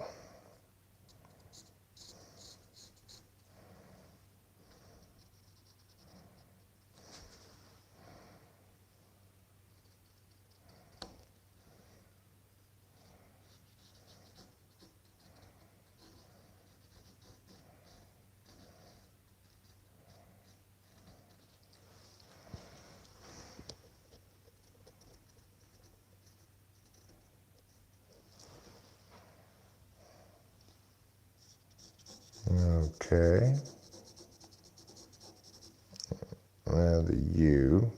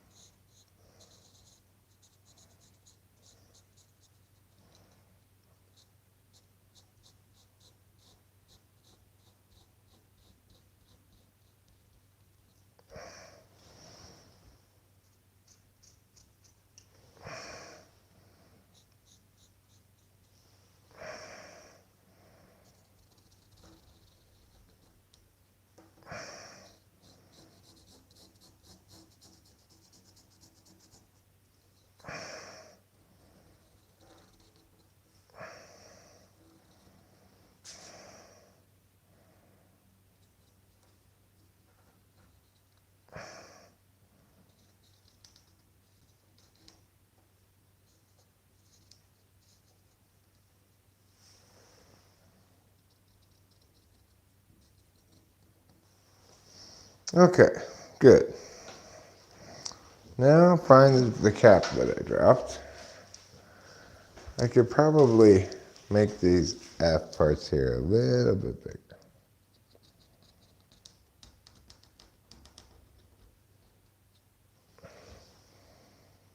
There, that's a little bit better. Okay.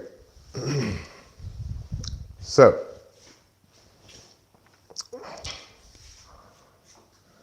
now what I want to do is fill this A with green.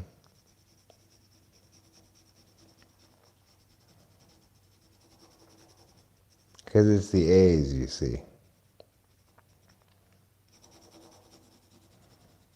It's the Oakland A's.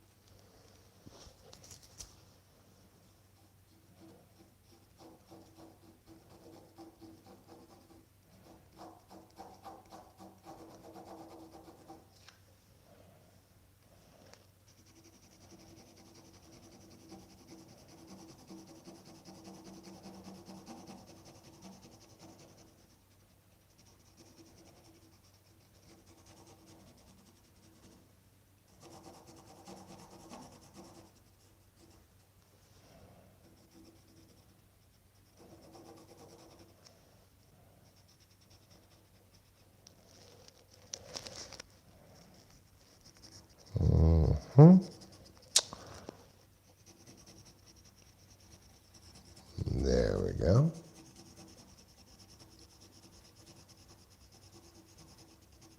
Oh yeah, that's good. That's juicy. That's juicy like Sunday morning.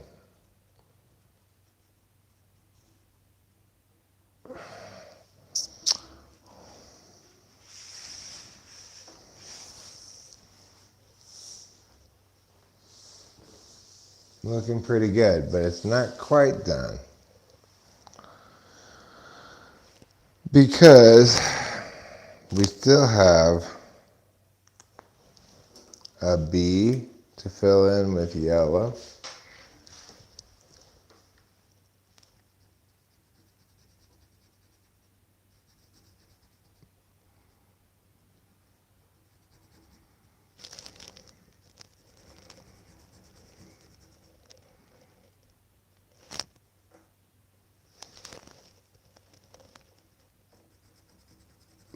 We're going to fill in that with yellow like that.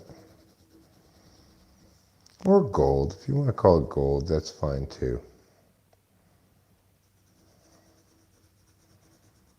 The green gold, I think, is what they call their own colors, is the green and gold, not green and yellow. But I could be wrong about that. I'm a new Oakland A's fan. I don't have a lot of experience with their ways.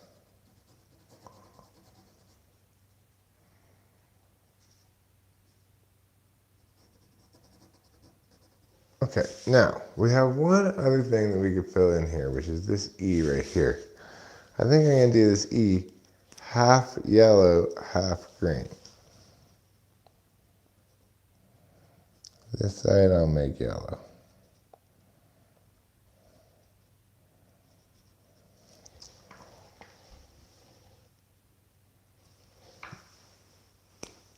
And the other side I'll make green.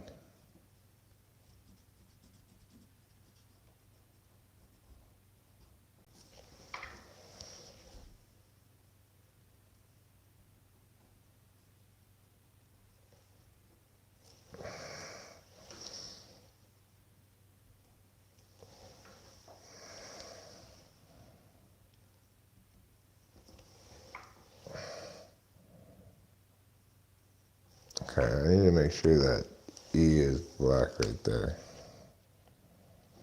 Okay. Fix it up a little bit.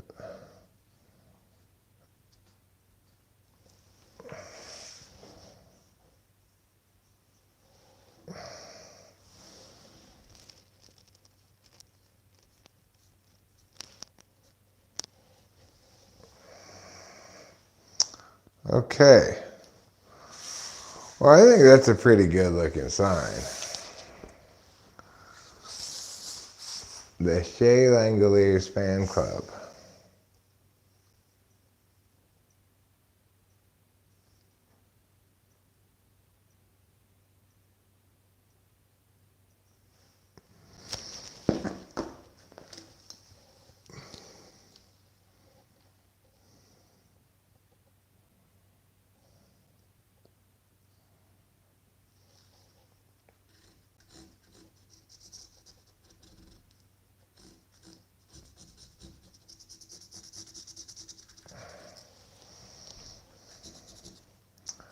On this side, I'll try to make it look as much like an E as I can, even though I clearly made it an O.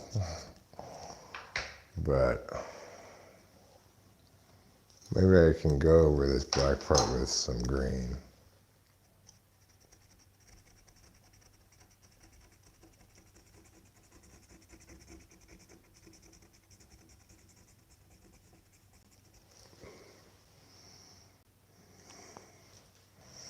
Well, that doesn't look quite so bad on this side. It still looks bad, but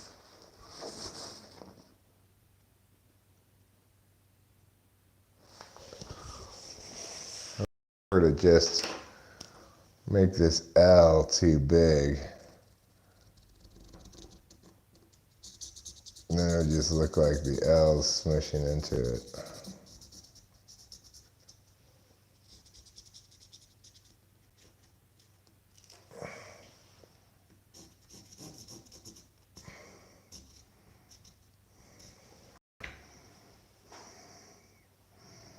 That looks pretty good.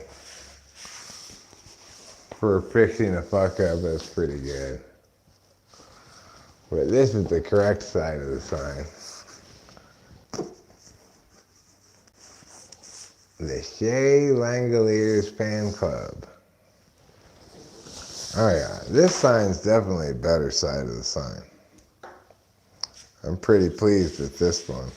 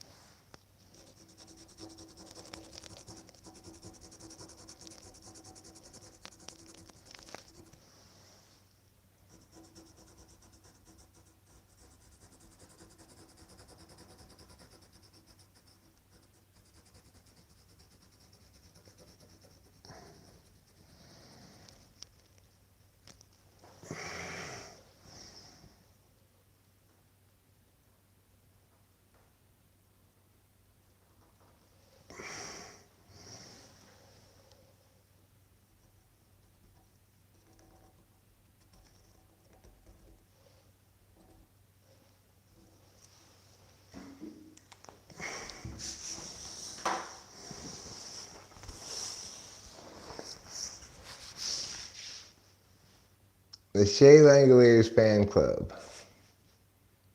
That's a pretty good sign. I could go a little bit of yellow here, I guess, but just leave it alone. It's good enough.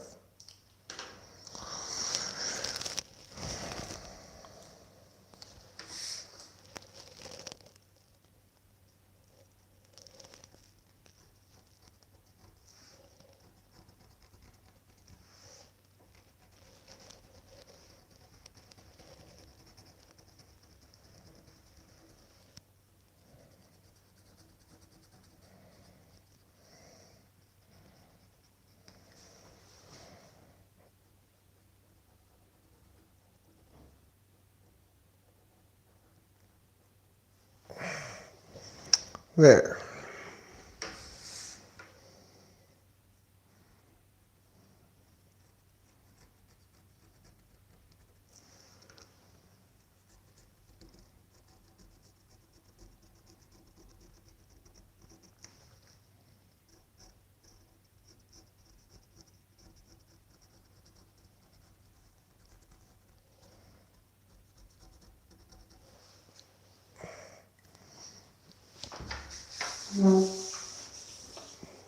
How does that look, huh? Oh yeah. Looking good in the neighborhood.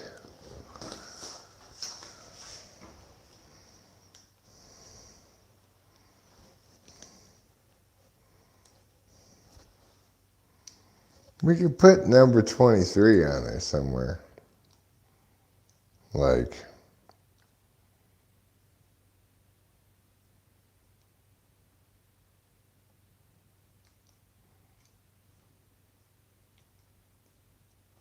put it right there, number 23.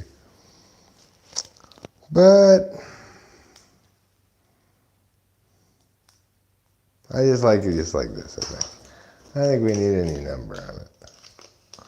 Maybe on the other side, there's more room down at the bottom. I could put, you know.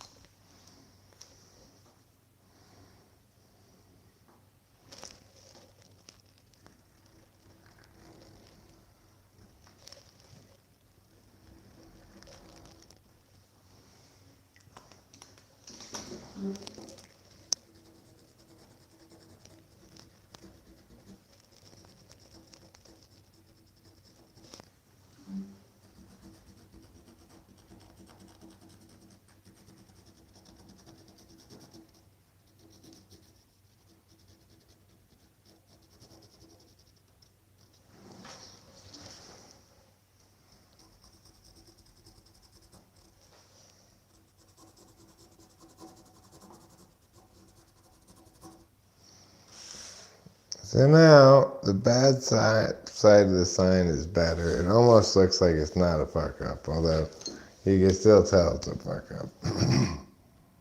Maybe if I went all the way up like that.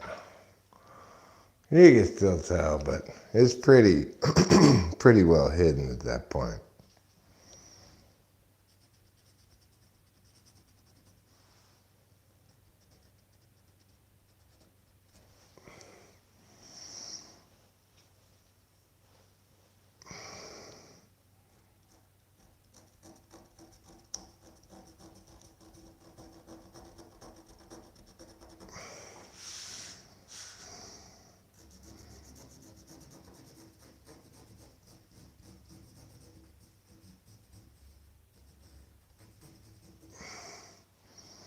Okay.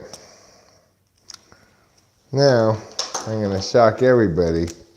I'm going to use some blue on this one.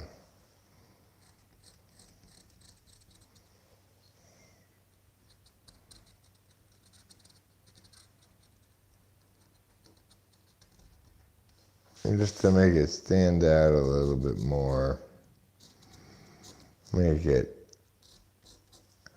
clearly like a different thing.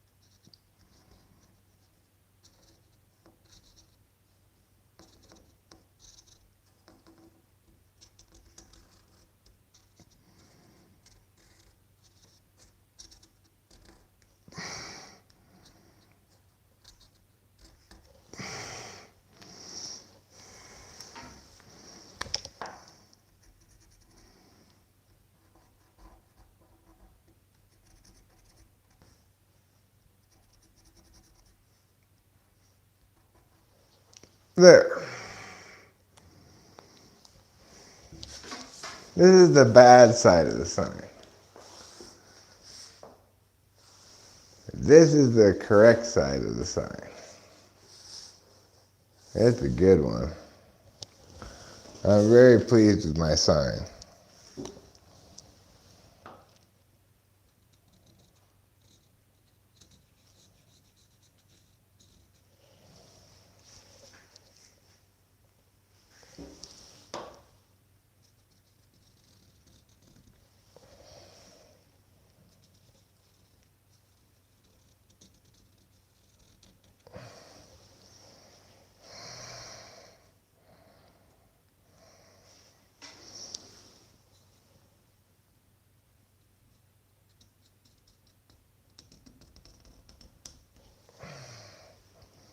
Okay.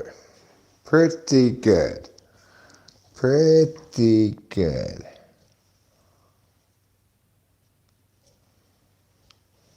I don't know if they hand out a best sign award at the game, but if they do, I should get it.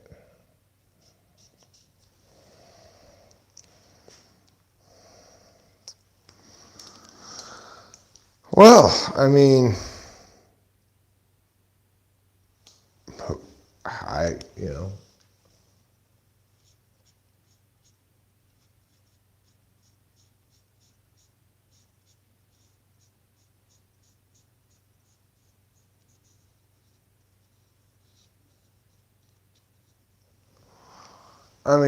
I don't think I can expect much more from myself than this lovely sign here.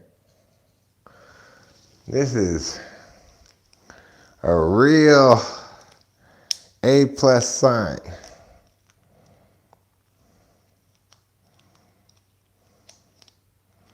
Shea Langoliers is going to be very encouraged when he sees this sign. He's going to say, "Oh, I've got to do well today because my fan club's here."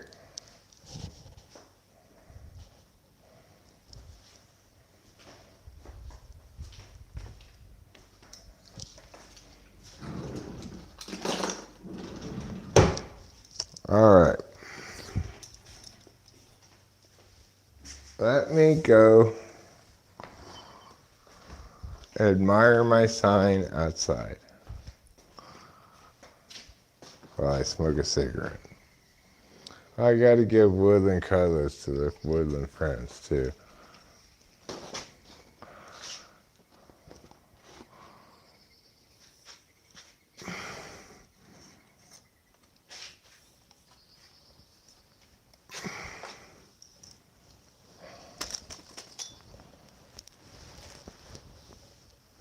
I forgot I made this short.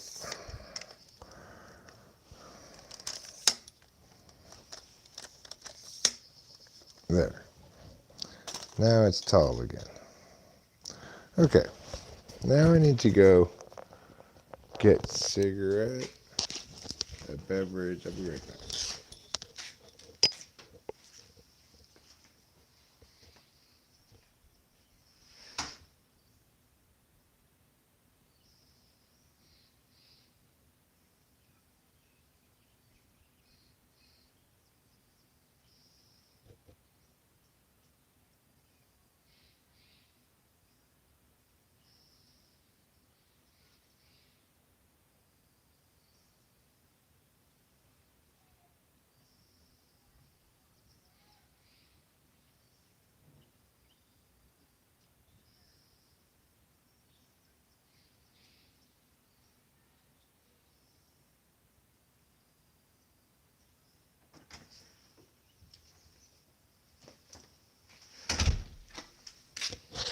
Well, I got the best seats I could get, Boba Fett. They're playing the Yankees, I guess, is why there were fewer seats available last minute than last time. But I did get second row on the third base side. It's just,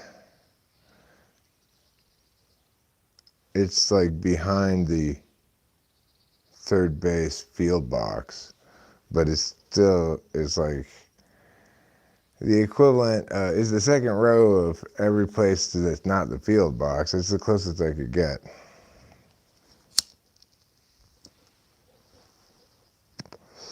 I didn't know a day game with the Yankees was going to be like so popular. But, probably if it were some other team and I was trying to get tickets last minute, I would have had to get much worse tickets. If it were not the A's,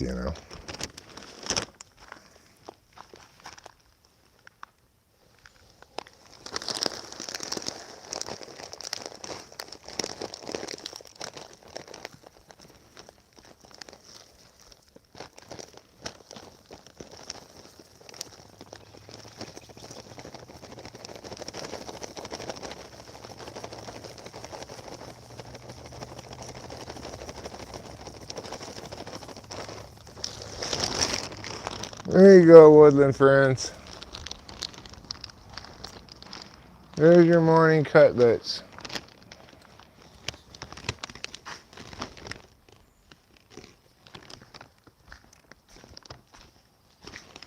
Enjoy your cutlets.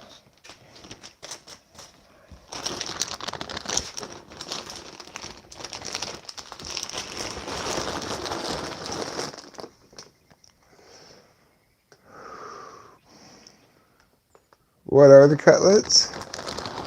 They're sunflower seeds.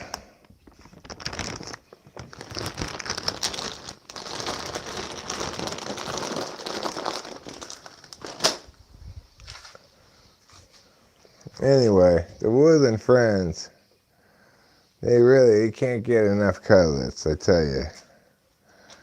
You'll see in a little bit, they'll come right down here. They'll start eating their cutlets. They'll start telling their friends, like, hey, he put some cutlets out. Come and get them.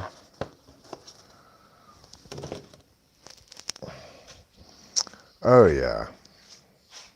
That's a good sign.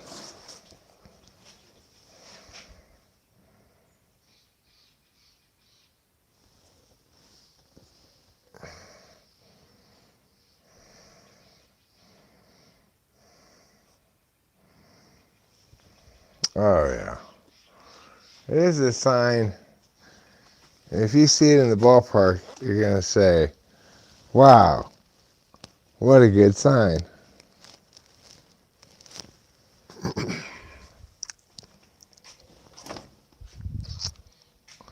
And you'll be right when you say that.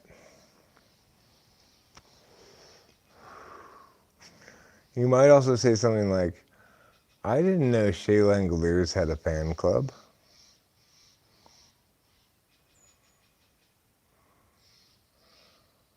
Well, I guess he does. That's what they'll say. And we'll be leading Shea Langoliers cheers. At least I will. Maybe Rachel will join in on the Shea Langoliers part when it comes up to bat.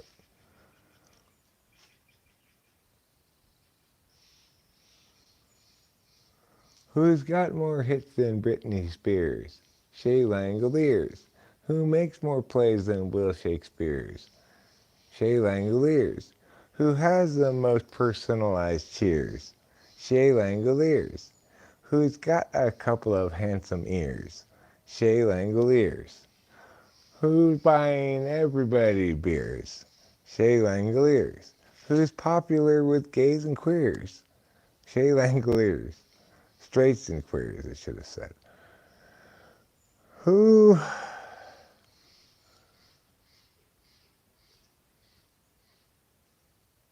never faces jeers and leers? Shea Langoliers. Who's always buying chandeliers? Shea Langoliers. Who sways a gang of angry steers? Shea Langoliers.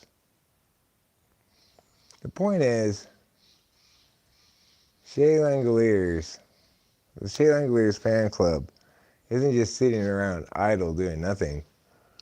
It's making up cheers for Shea Langoliers.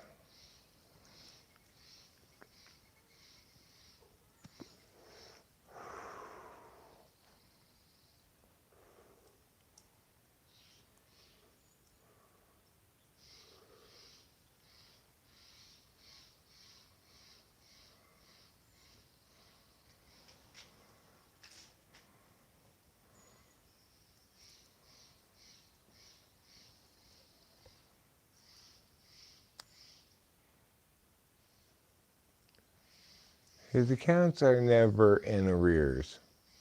Chez Langoliers.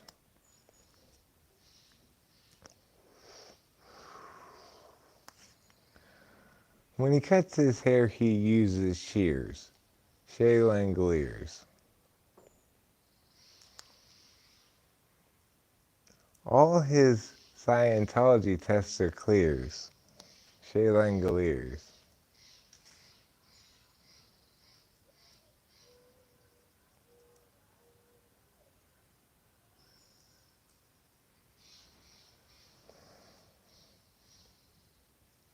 He's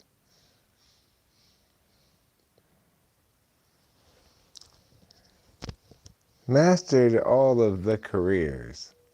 Chez Langoliers.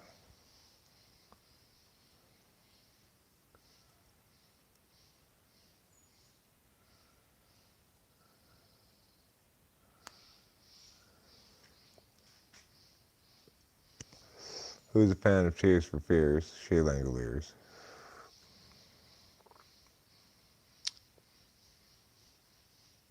Who built us all our fishing piers?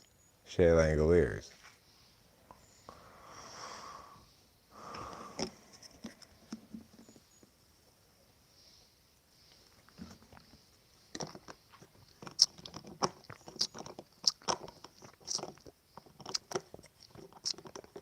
Who's like a herd of wild deers?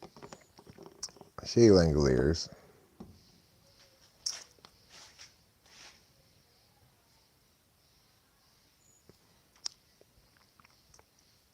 Who's got 100 million gears?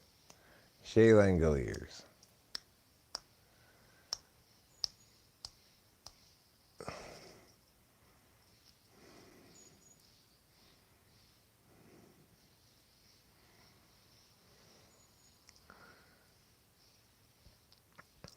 Who makes sure the cats are mirrors? Chez Langoliers.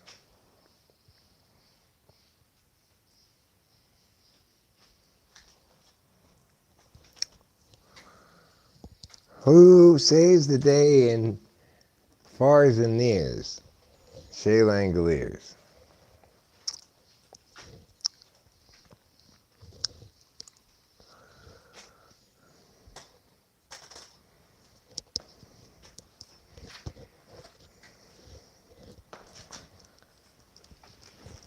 Whose horsey never ever rears? Chez Langoliers.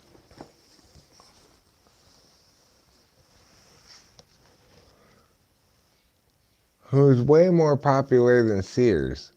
Chez Langoliers.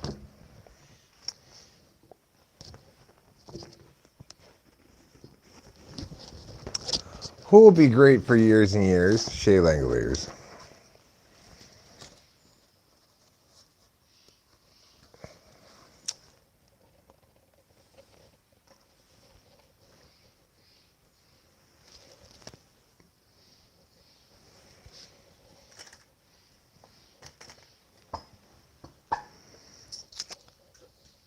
So, in case you didn't get the pattern, the answer to each of those questions is always Chez Langoliers.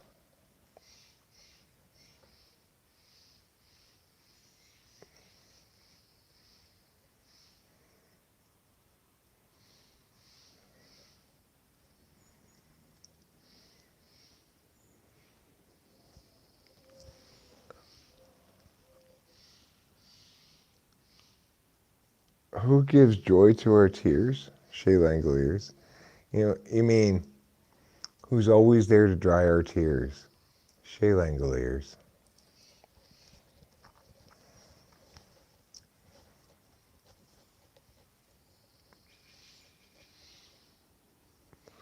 Who mans his boats with gondoliers? Chez Langoliers.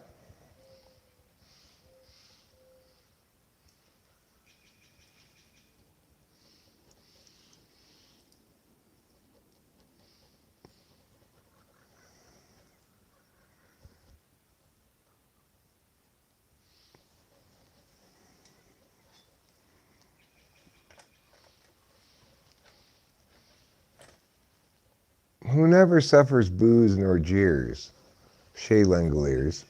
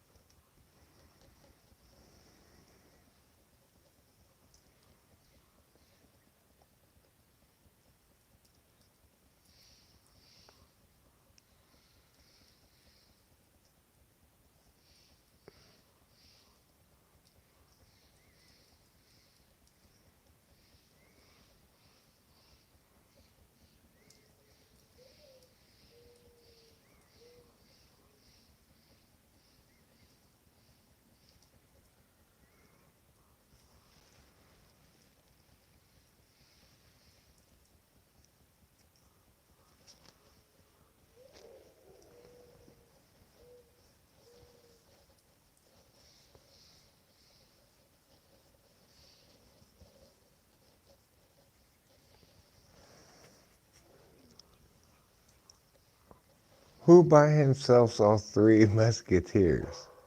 Hmm. Who who eats a lot of three musketeers? Oh my goodness, what was that?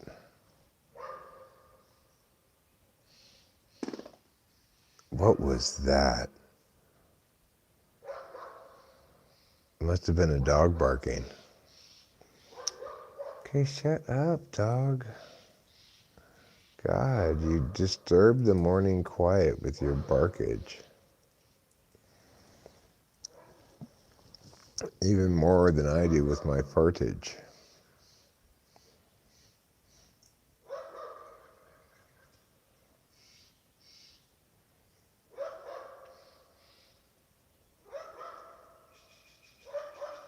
Oh, God.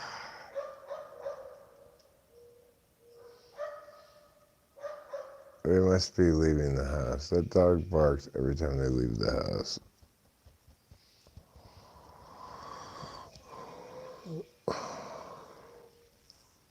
They'll settle down after they've left for a while. Maybe this time it just saw a squirrel or something. Who knows? It's got a loud bark. These people in general are loud people. The mom's always screaming at the kids. I never hear the dad, but I believe there is one. I mean, biologically there has to be, but I mean, in the picture, you know. He must be a quiet fellow. Meanwhile, she's always yelling things like, "See, I told you, put it over there. God, you had all fucking day." Like that. It's pretty annoying.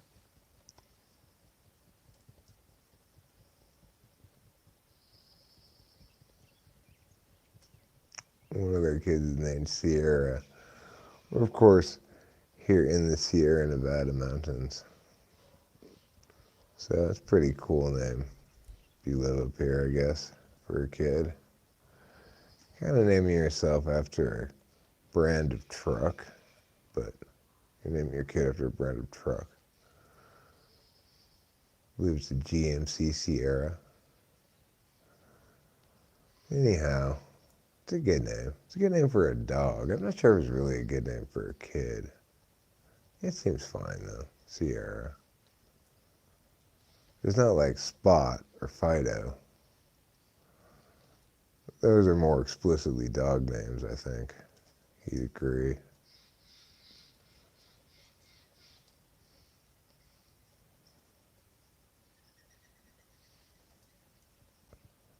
Every time I encounter, like on TV, a person named Lacey, I think about my dog.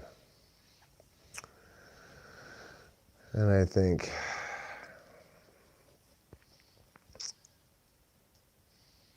the only reason why those people should have named their kid Lacey is if they named their kid after my dog.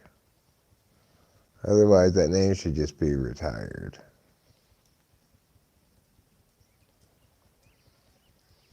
Just like Shea Langelier's number 23 will be retired before long. Because he's going to have such a great career once he gets over his chakra cloggages. Rachel and I blew a dandelion, or I guess I did, maybe Rachel wasn't with me. Blew a dandelion to blow away the cloggages in his chakras. But I think he probably needs some transubstantiated bong rips to help him chill out a little bit. Obviously, he didn't get any hits yesterday because the Yankees pitcher yesterday threw a perfect game. So nobody got any hits or even any walks. So his average may have dipped now below 200 again. He's hovering right around 200.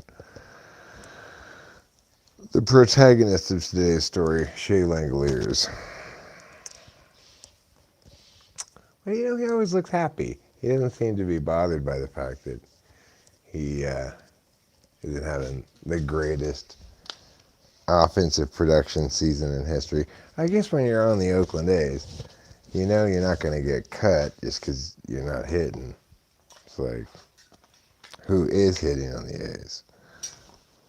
Their best hitter's hitting like 259, Estuary Ruiz. Now, granted, he's hitting like close to 400, if not maybe even over 400, with runners in scoring position.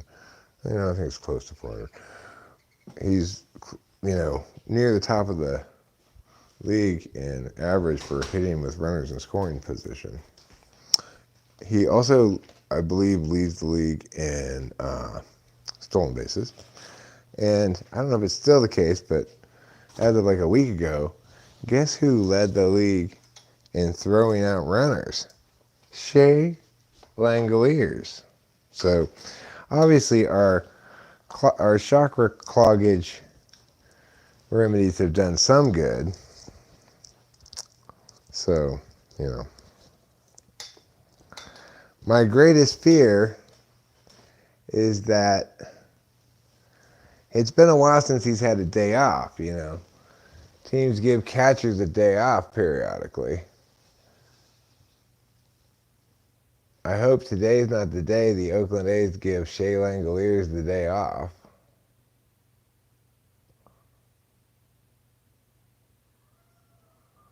That would suck.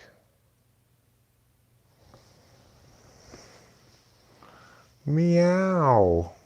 Mr. Meowsing Times.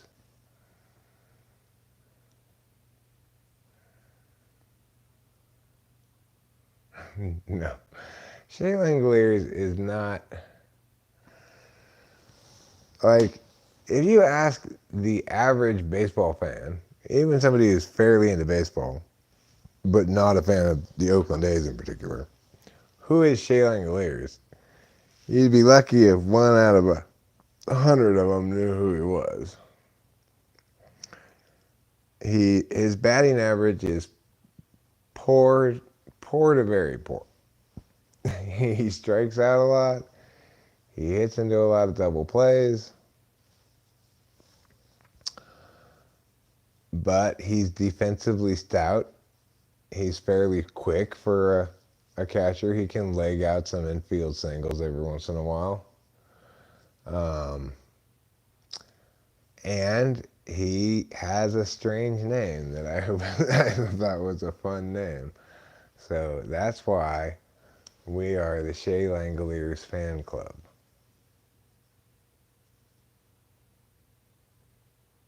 Now, another A's player that has a fun name is, of course, Richard Lovelady, a.k.a. Dick Lovelady. But Shea Langeliers has such a That's such a melodic sound to it. It sounds like a foreign language's way of saying good tidings on this glorious holiday. Shay Langoliers! Shay Langoliers to you too! Shay Langoliers! Shay Langoliers! You see them walking down some foreign country street. It's their holiday of choice. You know, like Norway Day or something. You're in Norway, you're walking down the street, everybody's saying to everybody, Shay Langoliers! No, the next Babe Ruth is Shohei Ohtani. Richard's parents must have been aware of what they were doing. I guess they just figured if he wanted to, he could go by Dick Lovelady and just kind of carry it. Just be like, yeah, I'm Dick Lovelady, as the name suggests. So the man lives. Or if he wanted to reject that option, he could go by Richard as he does. Richard Lovelady. But I heard like in the A's broadcast, they were talking about it being on the injured list, and the color guy said, old Dickie Lovelady. It'll be good to have him back.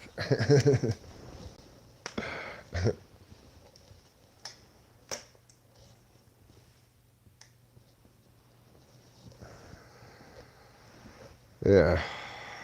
So, Richard Lovelady's more obviously a funny name, but Shay Langoliers just is a great name.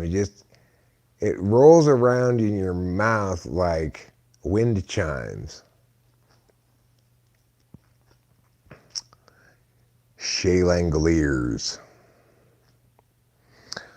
Naturally, the first thing anybody's going to think when they hear his name is, did you say chandeliers? The answer is no. I said Shay Langoliers.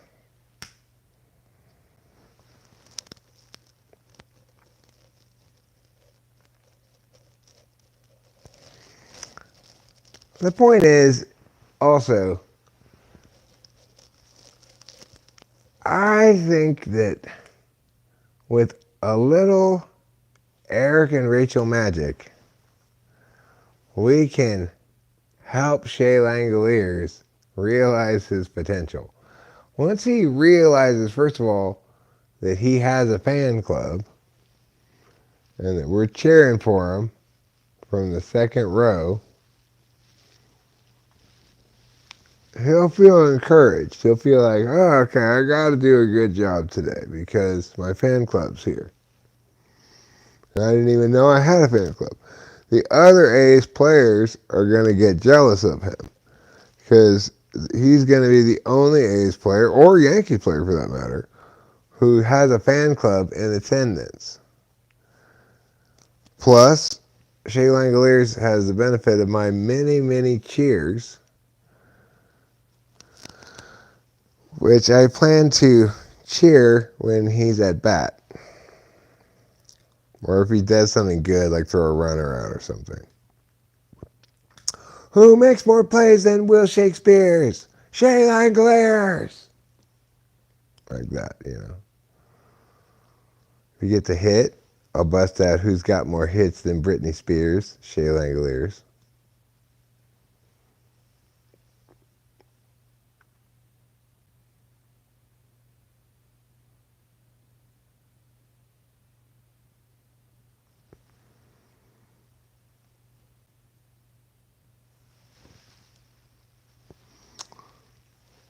What I'm going to do also is I'm going to try to think of a cheer where I say who's not going to strike out or hit into a double play.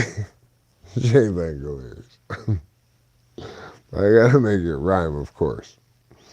I got to think about that one for a while.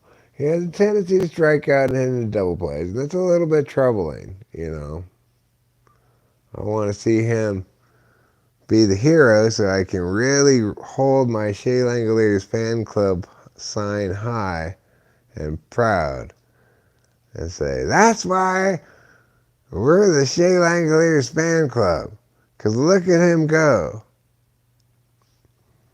It's hard to really celebrate his accomplishments if he just strikes out and hits into double plays. But last time we went with our fan club sign, he got a 3-run double that was critical in the A's victory. So we already have an example of how the fan club sign, even the misspelled version of it, had a lot of power. Now that we have our good version of the sign, spelled properly and looking really nice, well, I wouldn't be surprised if he goes 2 for 4, 2 for 5, if they play a long game, if there's a lot of hitting going on.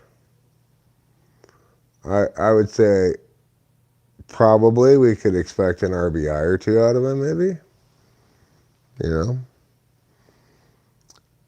Maybe throw a runner out as well. He's got a fan club in attendance. Last time, even with a misspelled sign, it resulted in a 3-run double. This time we should expect more because it's on both sides of the sign. And it's spelled correctly on both sides, asterisk. One side you could tell that it was fucked up before, but you have to really... Yes, I'm manifesting. I'm manifesting with my magic powers.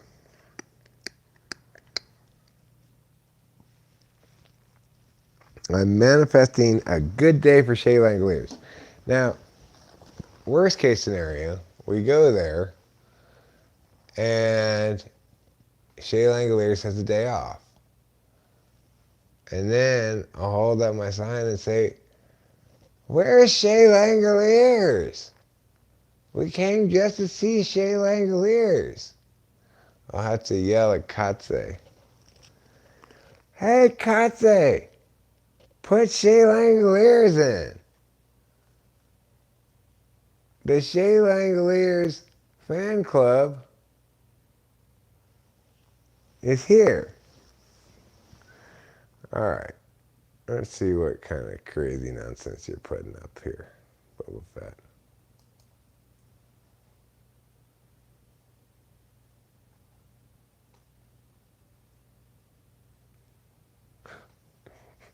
Bodyline is an Australian 1984 television miniseries which dramatized the events of the 1932-1933 English Ashes cricket tour of Australia.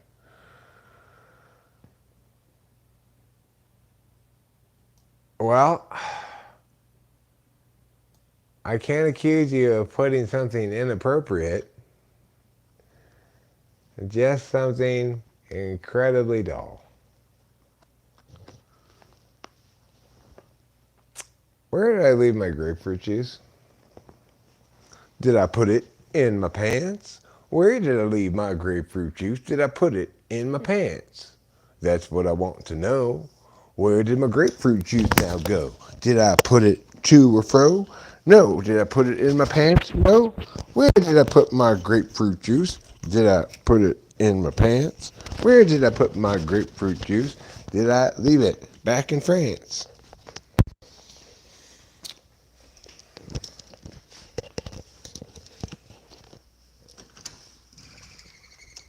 It's right out here. Where you thought it would be. It's not in France. Why would you put your grapefruit juice in France?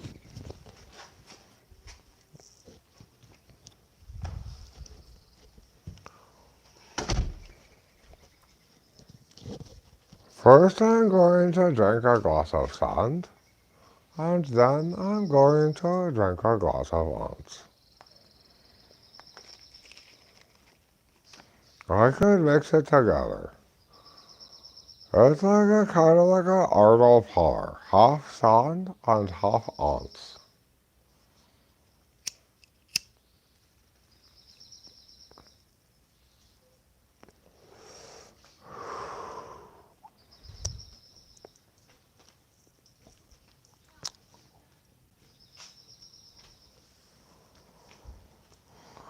Who here would like to enjoy a sand ant Arnold Palmer? The tall glass is filled half with sand and half with ants.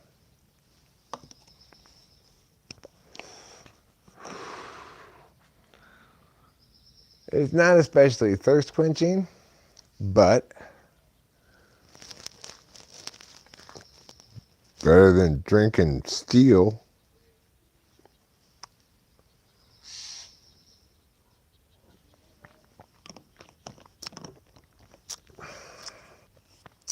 You can't drink things that you cannot pour. True, Tiffany. You can only drink things that you can pour. That's true. Therefore, you can drink everything that you can pour. Not entirely sure about that last part. Yes, you can pour sand, so you can drink sand. You can pour ants, so you can drink ants. Wow. Now it all makes sense, finally. It all makes sense, and I finally have an understanding of the world that lets me avoid the pitfall articulated by Ace of Base so eloquently when they said, life is demanding without understanding.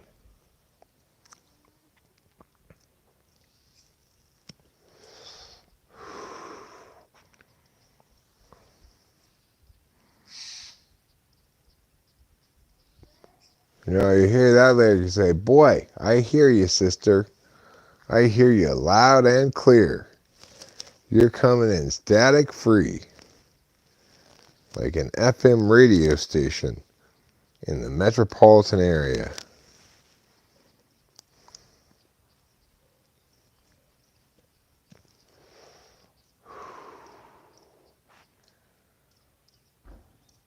That tree is so big. How tall is it? How could you tell? How could you even measure it? You could fly a drone up to the top of it and hold the other end of a very long tape measure.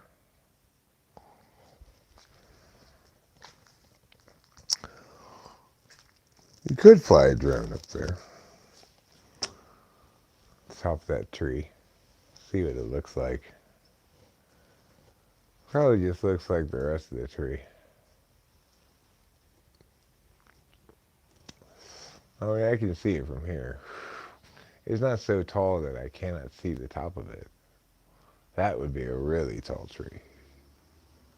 I can see pretty far up. I can see clouds and everything. I can even see the moon. And that's like super far away. So, my good eyesight means I can see the top of every tree. There's no tree tall enough that I can't see the top of it. I mean, sure, my view might be blocked by something, but that's not what I'm talking about. Oh, I'm so proud of myself for getting those waspitoriums down. They're gone. The wasps are shit out of luck. They can't make their waspitorium under my eaves. I will squirt their asses down with a pressure washer. And then they're just like, no.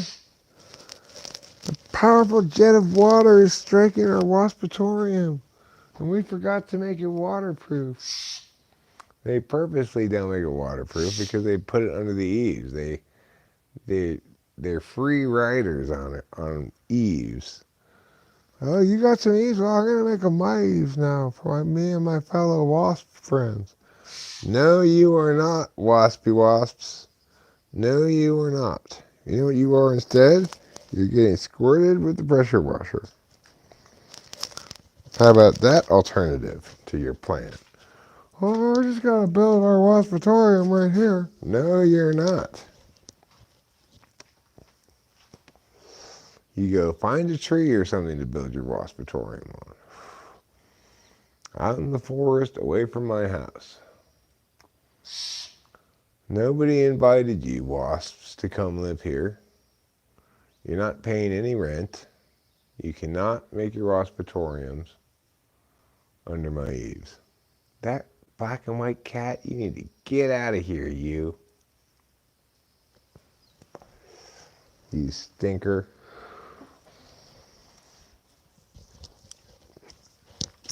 So, I'm going to have some choice words for the New York stankies. I'm going to say, get at your hankies, New York stankies, because the Oakland A's are going to beat you.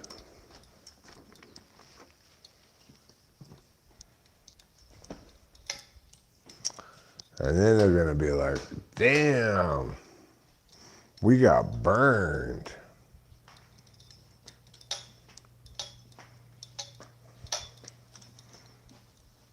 I'm going to say, your perfect game yesterday had many imperfections.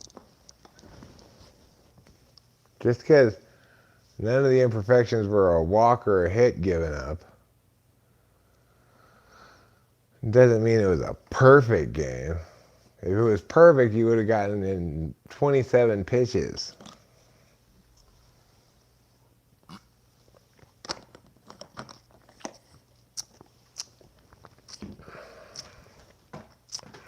That's a perfect game.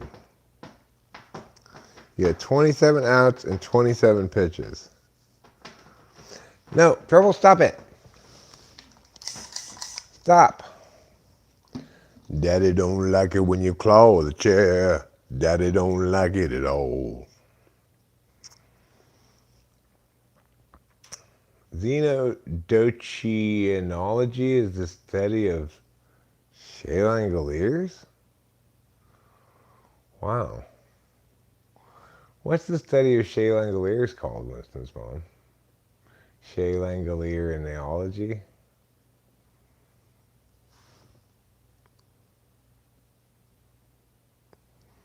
I've got something in my eye. I've got something in my eye. I rubbed it too much. I rubbed it too much. Oh well, it'll go away in a minute.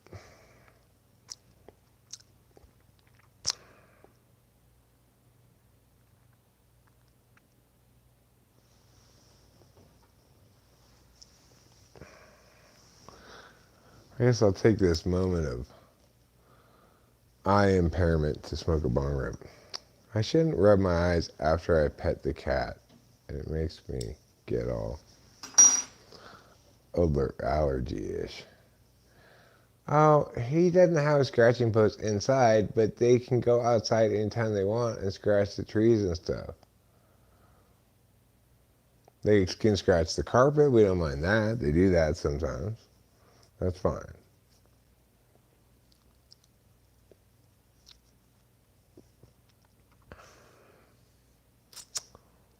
They're naughty kitties. They need to learn to speak English better. So I can explain to them why they can't do that. So then they won't do that. I don't blame them for ignoring me in the absence of an explanation they can understand. I would ignore somebody giving me instructions in the absence of an explanation as well.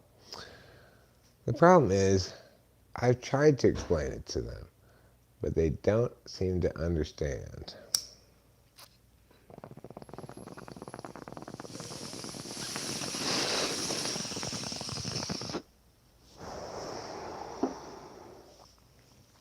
Meerkats are the kings of scent marking.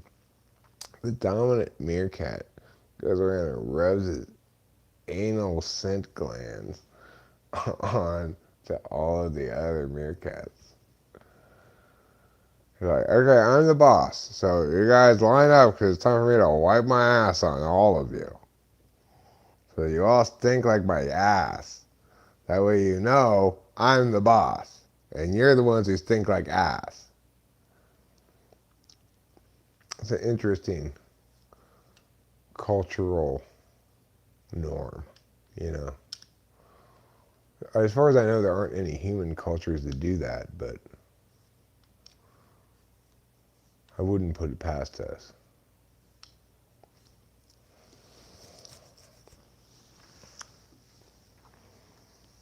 I guess that's sort of what Kim Jong-un does.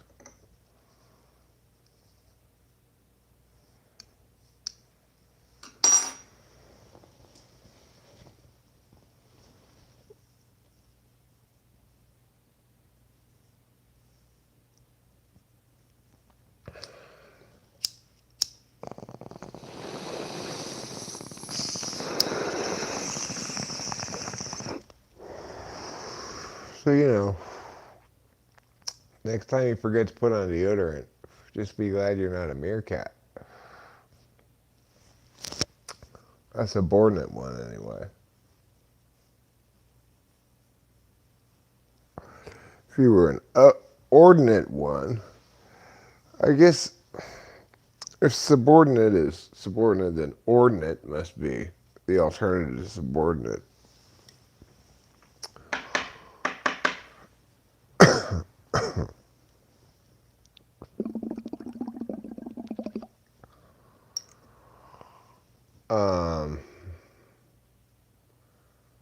If you're an ordinate one, then you have to do a lot of rubbing other people with your ass. But other than that,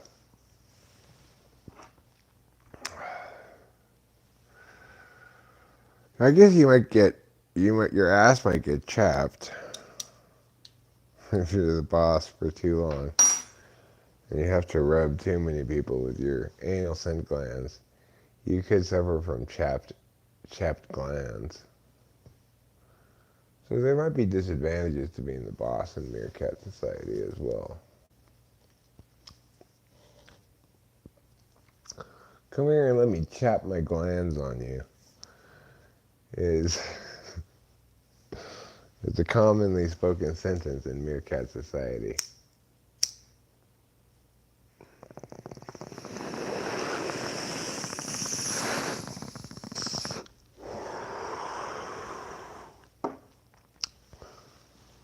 I want to chap my glands, oh yeah.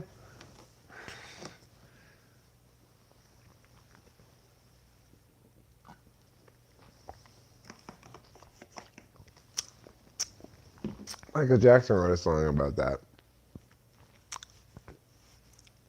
All night. He wanted to chap his glands all night. That's what he said. But what he probably meant was he wanted to have a meerkat rub its anal glands all over him all night. He seems kind of like a Bottoms. Michael Jackson. But he also seems like somebody who could potentially really like meerkats.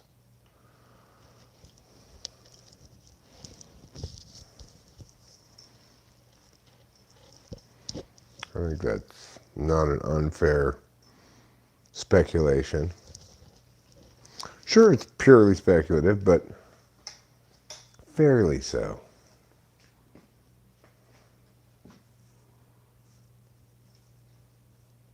Yes, obviously, there's a special chapstick for anal scent glands. And what's interesting is it has a smell to it, the chapstick. They just make it smell exactly like meerkat anal scent glands. So no one can tell if it's the chapstick or the anal scent gland that's smelling like that.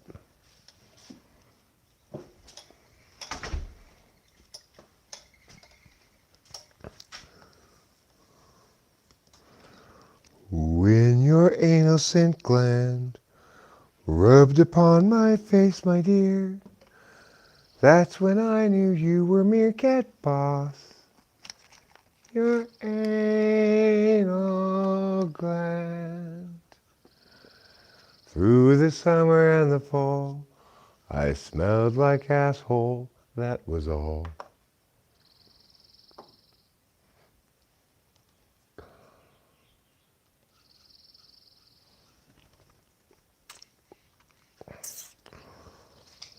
That's in the Meerkat version of Toy Story 2.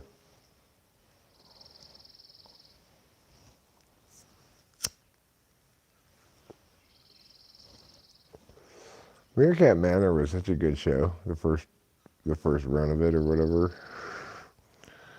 I got so caught up in it when I finally started watching it. Binged straight through. It was so there's an array of emotions, an array of emotions.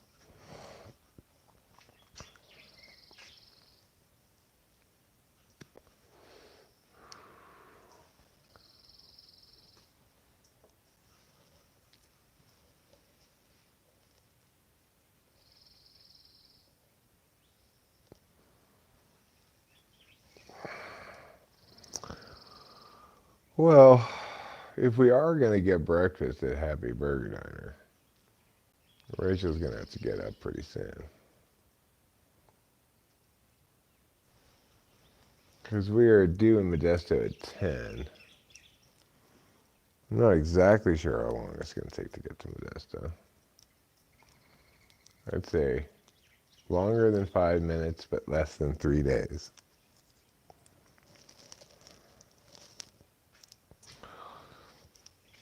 Somewhere in that range.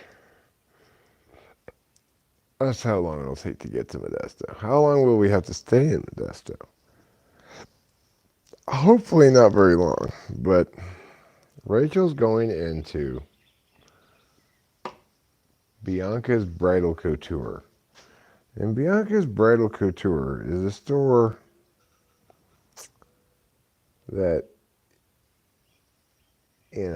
they expect you to want to spend a long time in there, I think. They want you to feel like you're getting your money's worth for this ridiculously overpriced dress, right? But enough already with the fitting and everything. Just make sure it fits her and give it to her and let's go,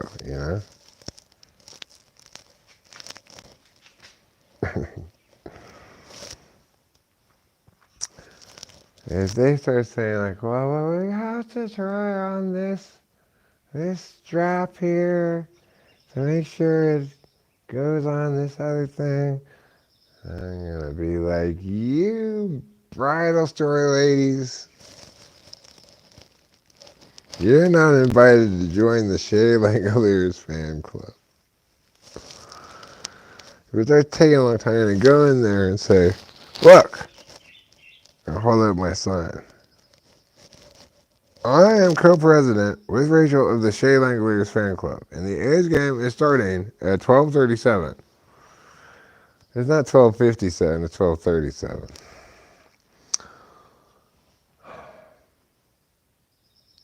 I think I think it might be nationally televised on NBC, but it could just be our local NBC affiliate. I'm not sure.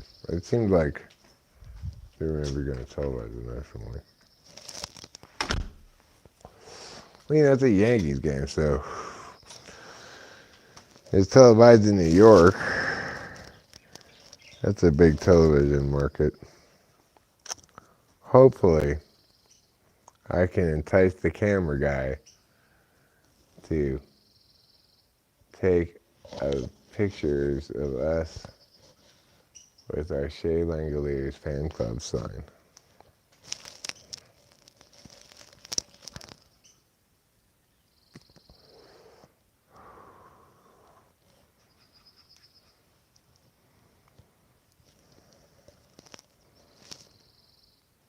The ring store, that should be quick. We just run in there and pick up that ring.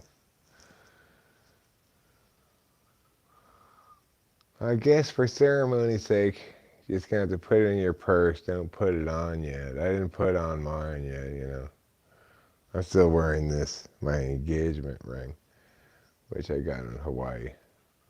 It became my engagement ring after we got engaged. I just said, that's my engagement ring. You could just designate things like that if you want. But it'll be replaced. I like this ring, but I'm not going to put it on a different finger. I guess I could put it on this hand. Have a ring on both ring fingers. It's too tight on this hand.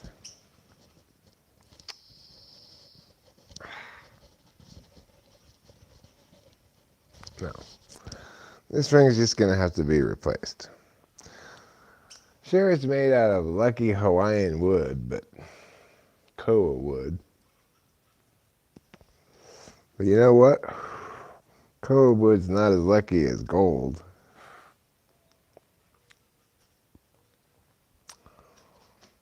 So I'll have a nice wedding band to wear. Everybody will be like, you're married. And I'll be like, yeah. You know what's kind of crazy is right around the time when Candace and I got divorced, my wedding band from that marriage got a crack, like broke. It got a crack and it was all the way through, so you could like pull it a little bit apart, right? Crazy, huh?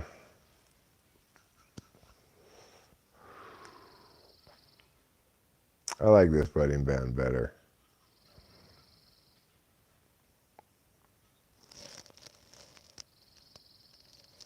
I could wear it around the neck. Yeah, I could wear this ring around my neck. That's not a bad idea. I'm not really a necklace kind of guy. I have a hard enough time keeping my glasses around my neck. But I could wear it as a penis ring.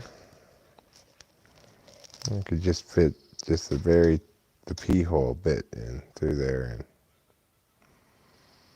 and just just go around the very top.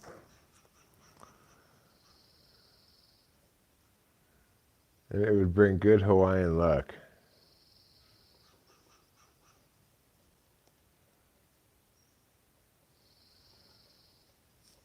Because, you know, when your root chakra is lucky, you experience luck in all areas of life. I'd start walking down the street, find a gold nugget on the ground, you know.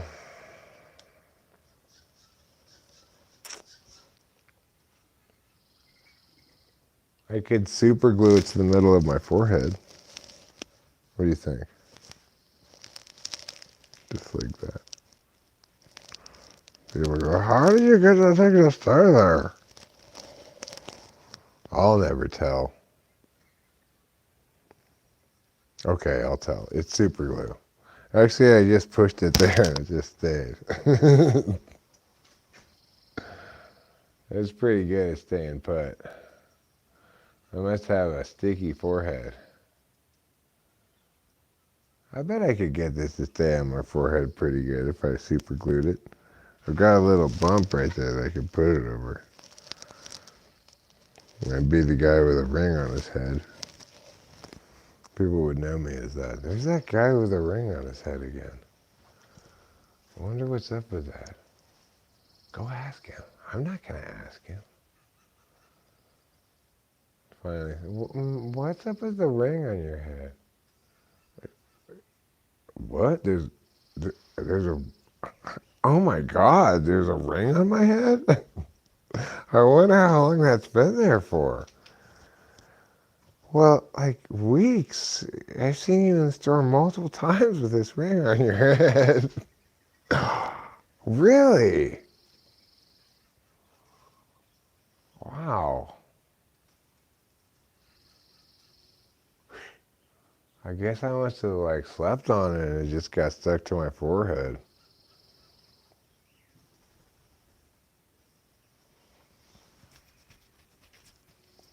Thank you so much for telling me.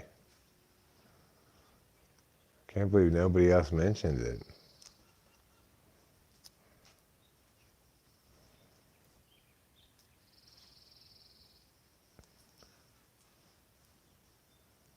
Are penis rings a thing? I think so. I I don't know. Is there rings like this? Like just bigger in circumference, you know? Or or are they made out of something else? I don't know. I've never looked into cock rings before.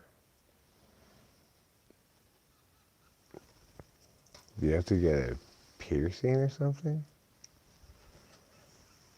I'm getting a lot of woodland friend action right now.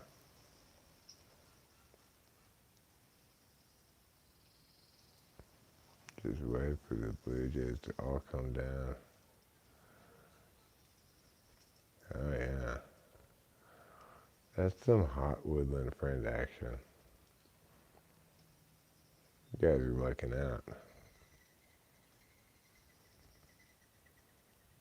You're getting to witness the morning feeding frenzy in all its glory.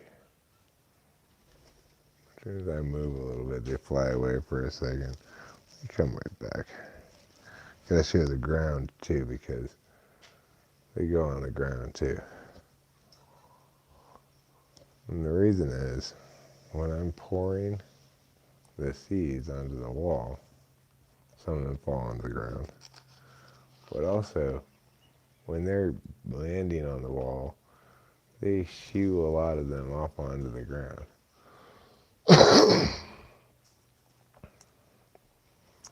So, they're aware of this, of course, and accordingly go down to the ground to pick up the ones that they dropped.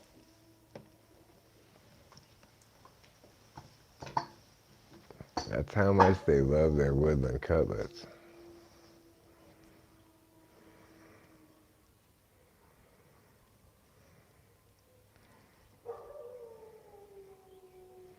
Here comes an oriole. What would I call it, an oriole? Not really an oriole, probably. Maybe it is, I don't know. Looks like an oriole.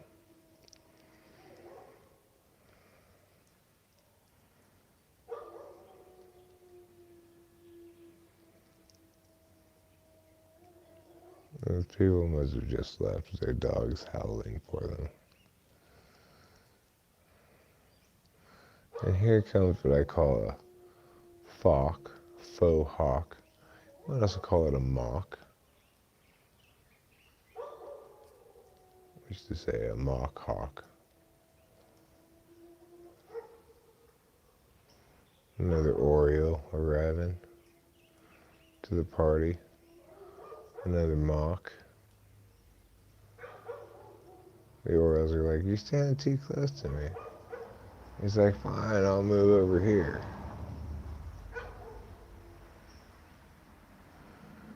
And then we got a couple sparrows in the mix, one on the ground, one up on the wall next to the squirrel, trying to make his way over to where more the cutlets are more piled up, you know.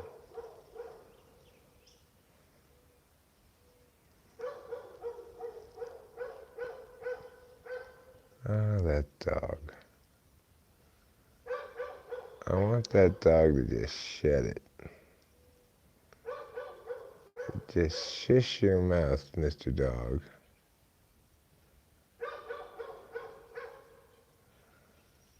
Nobody needs to hear your pointless barking at 10 to 7 in the morning.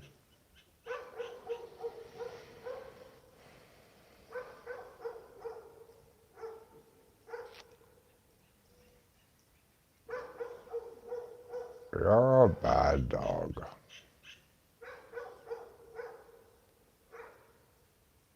Hi, Capio. You're not a bad dog. You're a good kitty.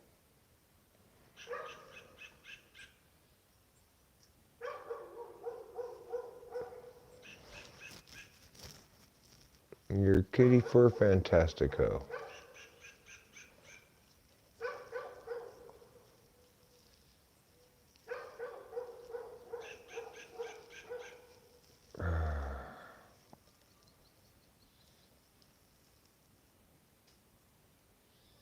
Good. Oh, just quiet down, dog. Let me listen to the birds.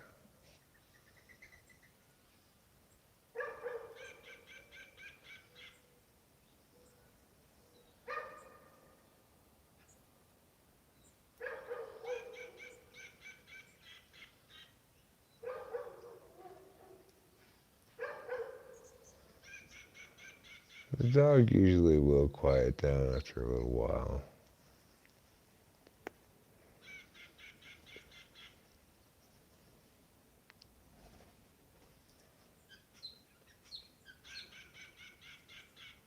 He's not an incessant barker.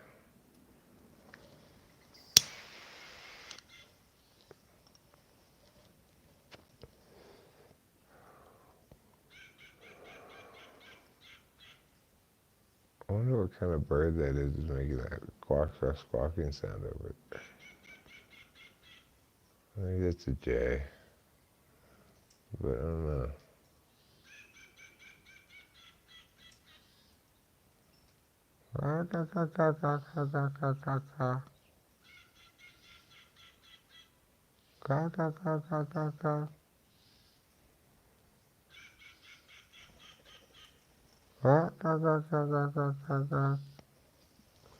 That's what it sounds like. Can you guys hear it?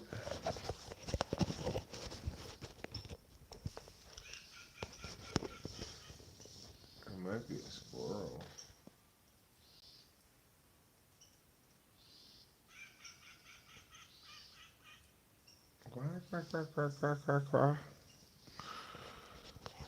Okay, computer, you want to go outside? It sounds like it's laughing, kind of. Ha ha ha ha ha ha ha ha ha ha.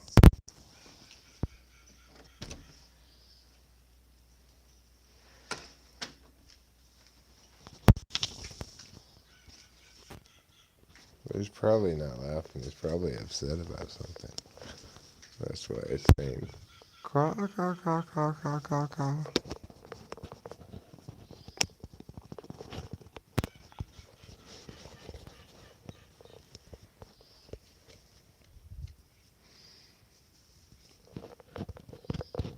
Sounds like it's having an argument with something.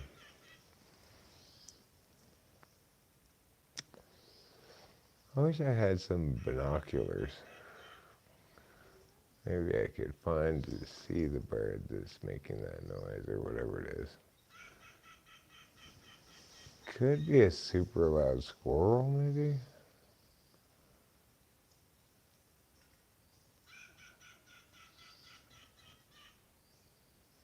Quack, quack, quack, quack, quack, quack, quack, quack, quack, quack.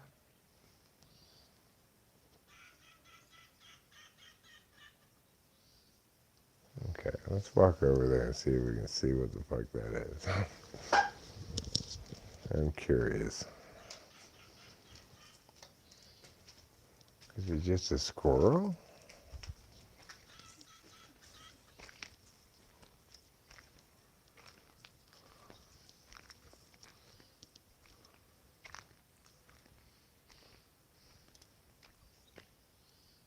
Oh, now you want to be quiet, huh? Now you got nothing to say. Now you got no more quack, quack, quack, quack, quack, quack, quack. Right, now there it is again.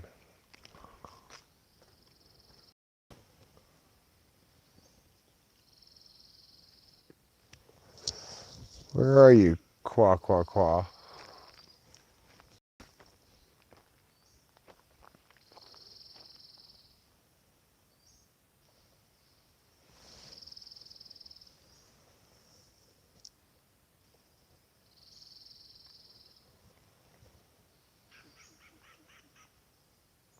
I think it's a squirrel. I think it's just a super loud, angry squirrel.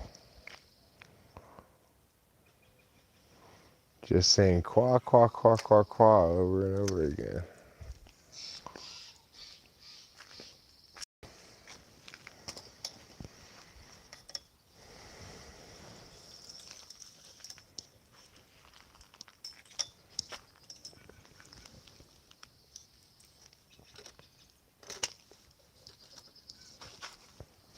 Quaw, quaw, quaw, quaw, quaw, quaw, quaw.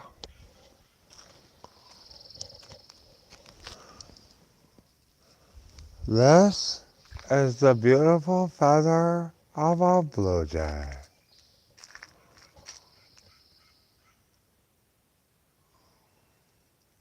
You can use this in Native American rituals to summon the rain, to cause skinwalkers to go away, and to intercept nightmares midstream.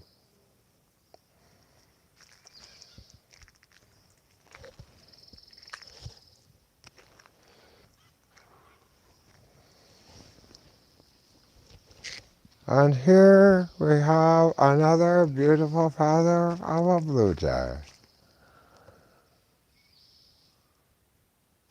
If we were fans of the Toronto Blue Jays, we could take these feathers as good luck charms. They're kind of a nice matching pair. You know, they go together like this direction too. Pew. Anyway,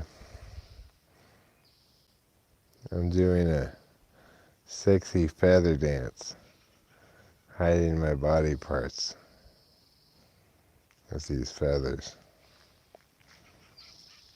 I'll put them back over here.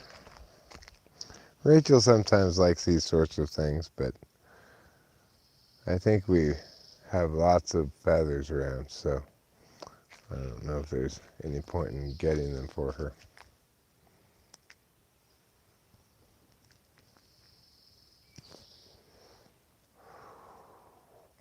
Well, could you give us another example, Eric, if you really have lots of feathers around? That's a fair request. Let's see. How about this one? Here's a feather.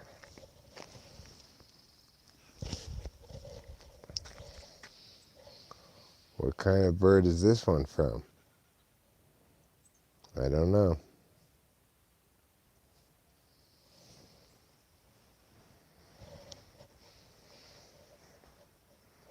It's just going to have to remain a mystery for the rest of our lives. We'll all be wondering, what kind of feather was that?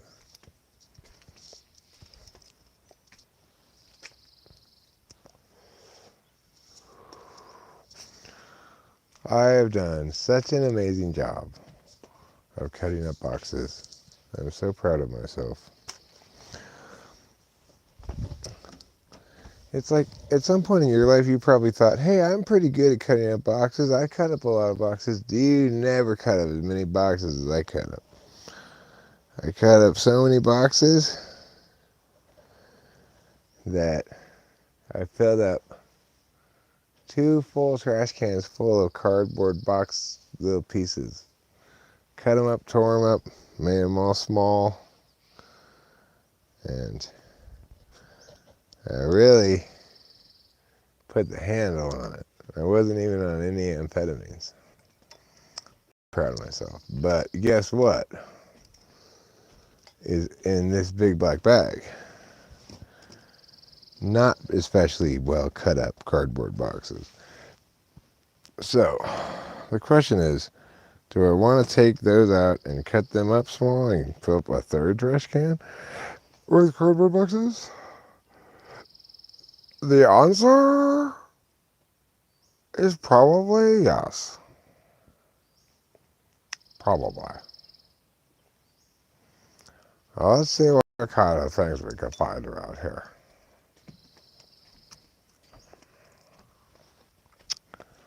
So,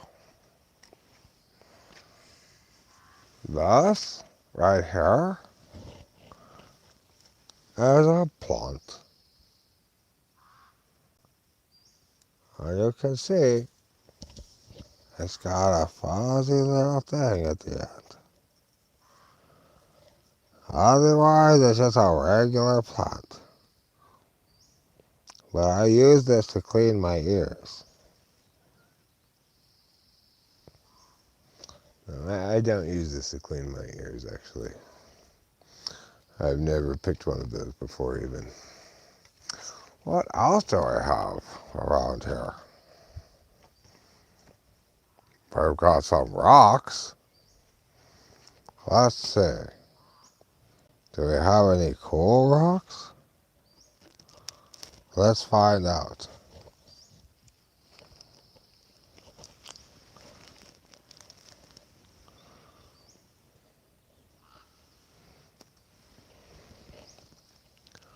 Oh my God, you guys. It's a Native American arrowhead. Pew!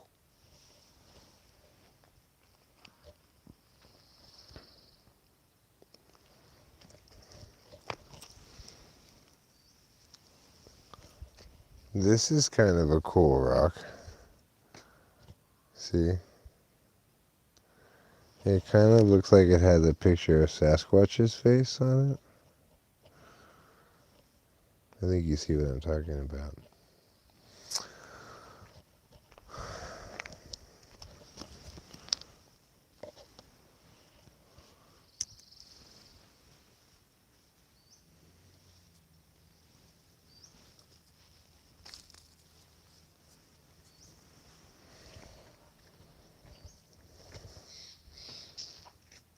This is kind of a cool rock. It looks kind of like an alien, a Cyclops alien.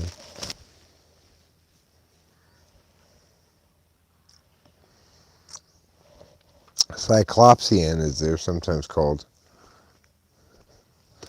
This is kind of a fun rock.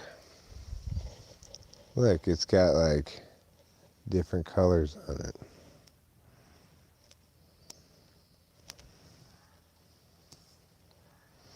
What other fun things do we have around here?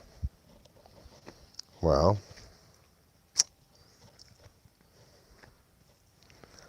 we've got this burlap bag. What do you think about this? That's pretty fun, right? That's fun. That's a lot of fun. Okay. What other fun things do we have around here?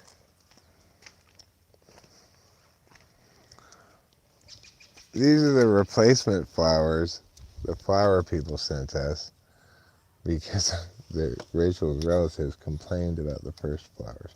I don't know if you can see them or not from outside. They were quite lovely. I don't know how well they're aging, but oh, I can't go in that door. I've locked myself out like a big dummy. This thermometer is broken. It's not ever correct. It's always said it's always this temperature. Look, it's, what even is it, you know? It's nothing. Just something I need to take down.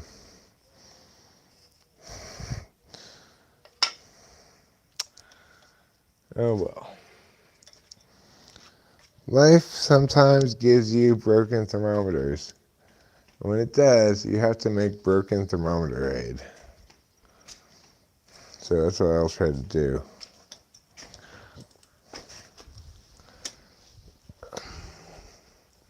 All right, let's go back inside. And then I think probably we'll wrap up this live stream and get ready to go. I'm just talking to the stream at the moment.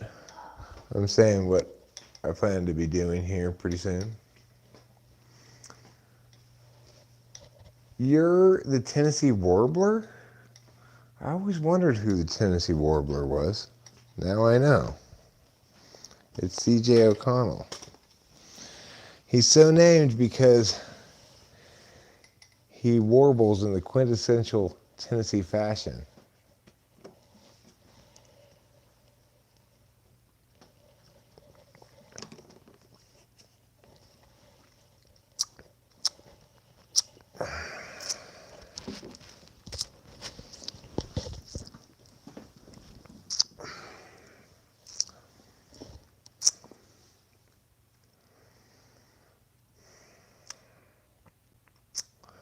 barred owls.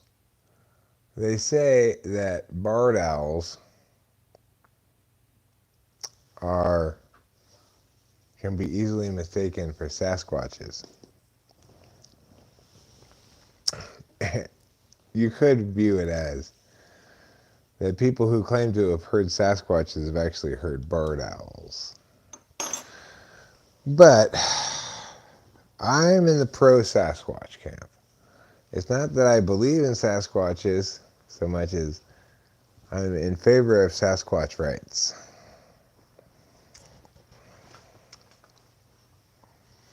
And wrongs.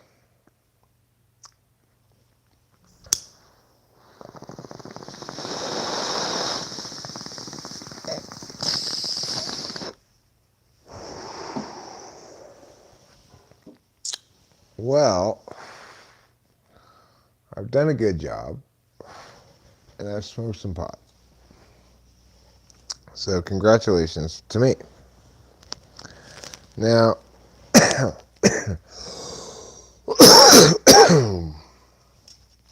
I'm not actually going to end this stream as I get ready to go to the game. What I am going to do, though, unplug the mic, plug in the phone so it can charge, and then go get ready to go and stuff.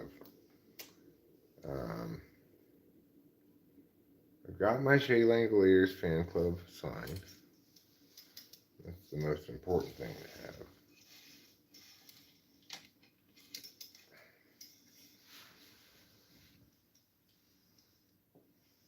So if you were worried about that, don't worry. I've got that. What else do I need to bring with me? Well, I could bring this microphone. Wouldn't be a terrible thing to bring. And barred owls are birds that imitate Sasquatch calls, presumably because mice follow Sasquatch and the owls then hunt the mice. That's my best guess. Yes, one or more of those is by Vance. One or the other of those is by Vance. One of them is empty and one of them is full. Okay, are we doing the 2.5? No, we wouldn't do 2.5. We either do 1.5 or 2 each. Oh, okay. Whatever you think is best. I've taken one. I'll take another one. You take 2. Okay. And then after this, we'll be responsible and only take 1 per day. Yeah. Make sure we got a couple to save for Delilah. Definitely. And anyway, but it's a good day to take 2 because we didn't get any sleep last night. No. And we got a big long day ahead of us, so that's what I do. Now, I don't think we're gonna have time to go to the diner. That's fine. I tried to get up. Don't worry about it. We'll just get breakfast at that Taco Bell. You know, that we've been to before. It's on the way.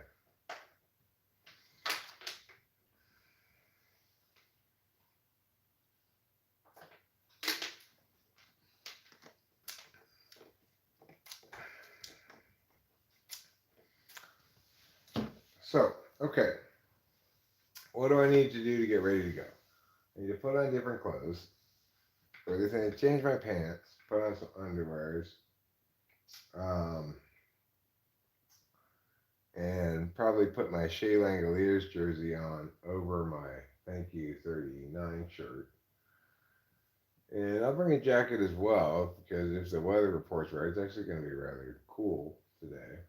I'm going to bring a cardigan like that. You think that's enough? Well, I think you should bring your A sweatshirt. Oh, yeah, okay.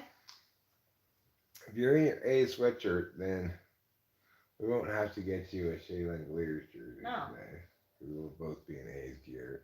And people can assume you probably have a Shea Langoliers jersey underneath your sweatshirt. Yeah. After all, co-president of the Shea Langoliers fan club, Oh yeah. must have a Shea Langoliers shirt underneath of some sort. So they can just assume that Okay. we'll benefit from the cooler temperatures. If it turns out to be too hot for your sweatshirt, then at that point, you're just gonna have to bite the bullet and get you a Shea Langoliers jersey. Okay.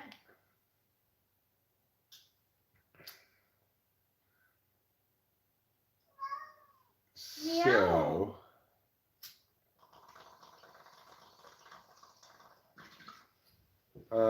okay, so I'm gonna go into the other room now, and Good boy. I'm going to change my clothes, and I'm gonna come back here. I'm gonna put on some shoes. I'm gonna pack up a few items, mostly just the phone, this microphone, cigarettes, the normal things. And then we'll be on our way. On our way to Modesto? Yes. On our way to Oakland? Yes. On our way to an adventure? Yes. All of the above. Since you guys are not going to have anybody to talk to while I'm gone, I'm going to let you look out the window so you won't be so bored. Okay? Yeah. Isn't that nice? You get to look out the window. See what it looks like.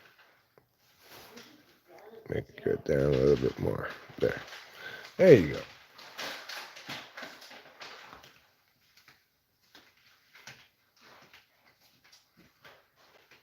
All right. Getting ready to go. Get. All right. All right. Getting ready to go. All right. Getting ready to go.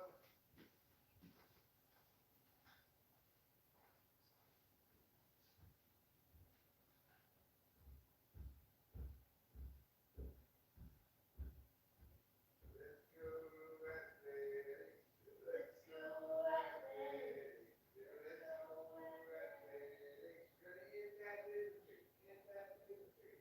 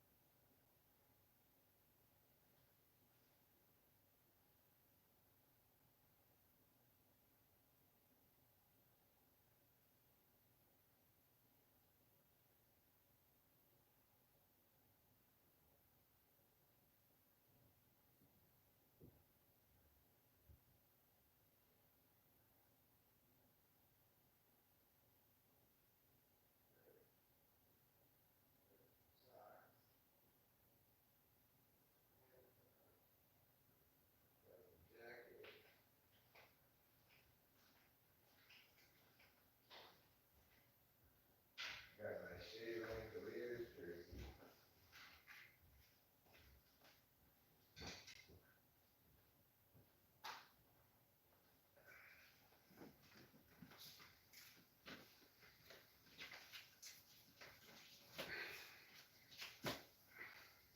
It looks good on you.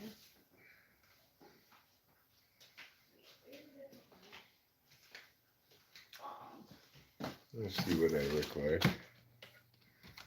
Okay.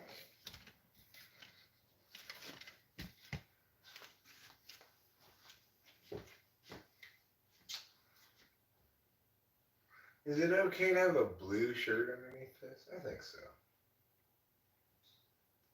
I think it's fine. Yeah. And of course, on the back, number 23 in South, Shea Langolier. Looks so good. Yeah. Well, you know what looks even better? This. Me with the sign and the shirt. Oh my god, so good. A lot better than last time's sign, huh? Yeah. Well, look how much I fixed last time's sign. You fixed it a lot. Fixed it pretty well. Yeah. It almost looks like it's not enough. Yeah. And I added number 23 on the back. Nice. To further distract. It works. But I left the front pure. And I have a jaunty slant to the word club as well. I like that. The Shea Langoliers Fan Club. What an exciting day it will be for all the members of the Shea Langoliers Fan Club, including Rachel and me and all of the members.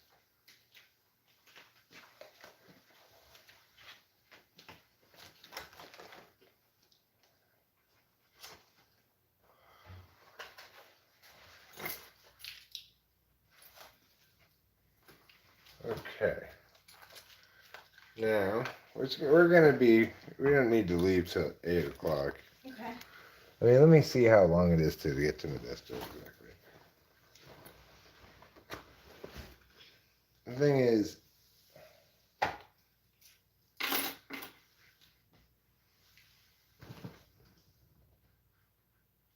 oh, this should time out pretty well, actually. Okay. Directions to Bianca's bridal Modesto.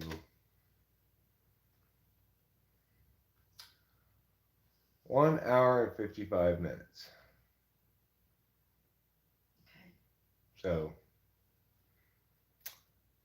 we leave at 8 o'clock, maybe a smidge before to give us time to go to Taco Bell. We should be fine. And then directions from Bianca's bridal Modesto to the Oakland Coliseum. Hour and 33 minutes. So, if we get out of Modesto by 10:30, then we'll get into Oakland around noon. Hopefully we'll have time to go to the mushroom store and get a little bit of mushrooms. And then hightail it over to the Oakland Coliseum for the game. Okay. Should work out fine. Yeah. So I am going to need to roll a lot of joints before we go. Oh, do you need pets, my beautiful Wonder Kitty? You need so many pets. Why do you need so many pets? Is it because they infuse your soul with glory? I think it is. I think that's why. I believe in the glory of kitty time. I believe in the softness of you. I believe in the stroke and the pet that I feel with my hand when I make love to you. Kitty times, kitty wonderpants. Your glory, find goodness and majesty.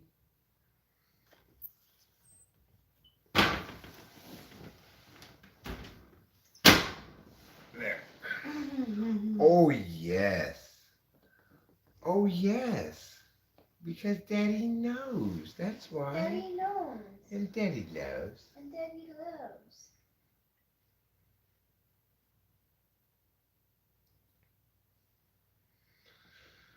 Okay, so what do I need? I need my wallet, I need my keys. I'm going to need the phone.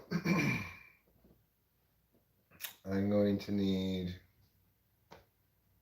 I'll bring the tripod and the microphone. I'll bring my purse, I guess. But I don't know if I'll bring it into the game or not. And I need my Shaylang Blue sign. You got that? Yeah, I'll put this. Got some cigarettes in here. A few anyway. Another pack. I'll put this microphone in here. I've got my dolls.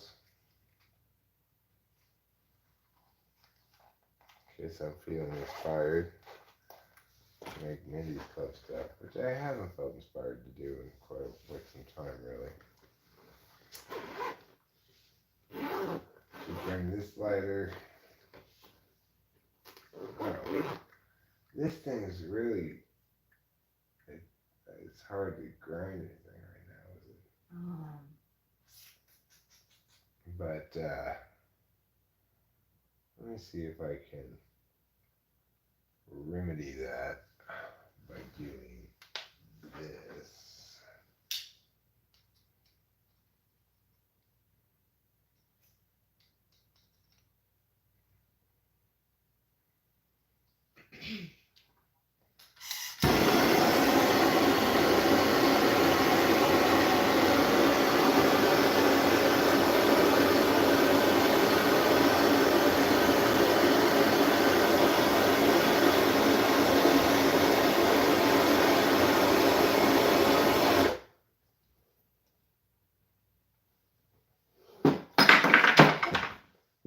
Ta-da!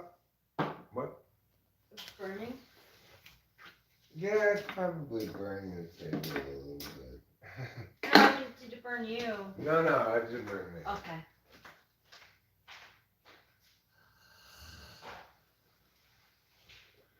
Of course I spill the bar again. Oh. Cause I constantly spill the bar all the time. So do I. Yes, and so do the cats. So do the cats. All four of us are bone spillers.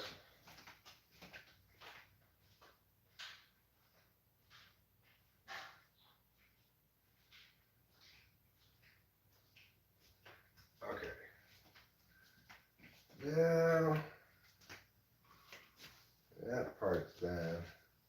Let me see.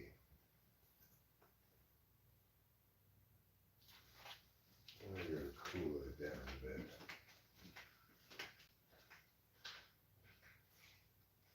Got to cool it down. Ooh, watch out. You're gonna lose control.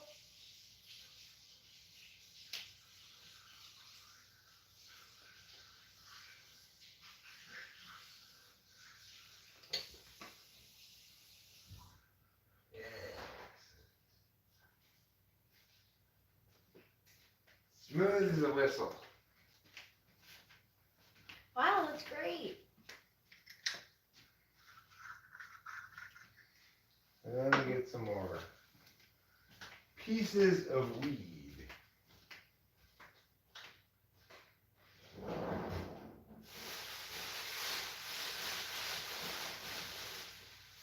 Step one. Select some pieces of weed.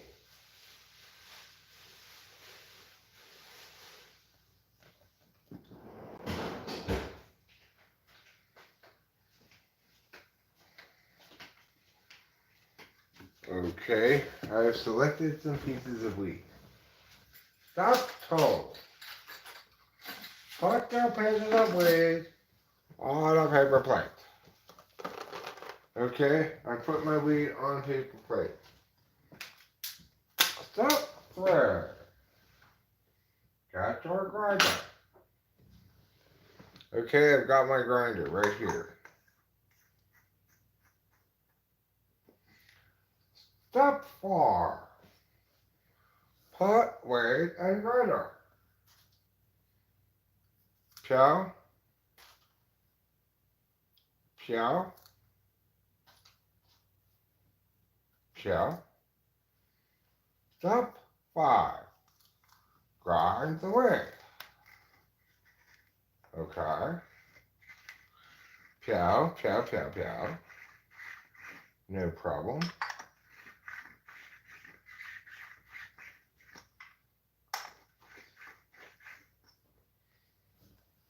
Step 6.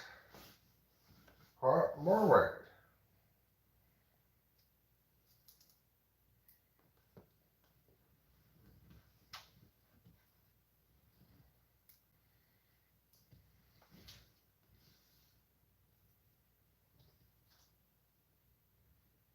Step 7. Grind again.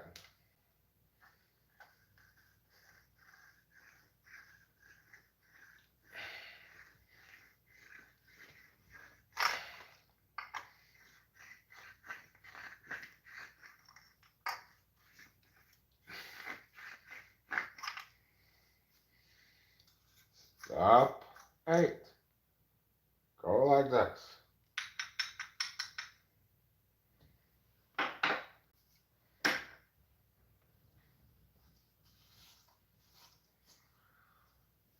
Step 9.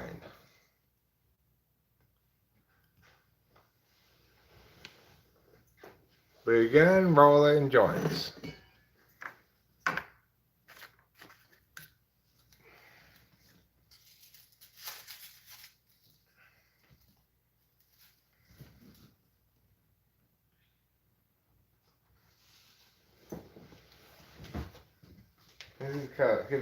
This video could be called 10 Steps to CNA's Game.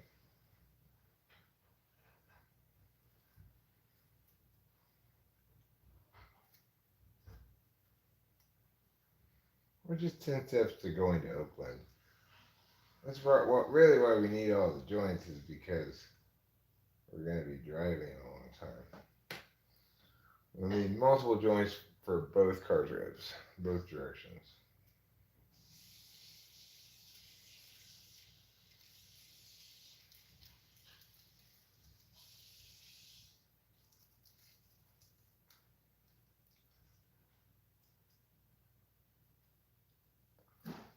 This weed's a little moistened because it didn't really dry off the grinder after I cleaned it. Makes it a little easier to roll, perhaps a little harder to hit or burn well when we're trying to smoke it.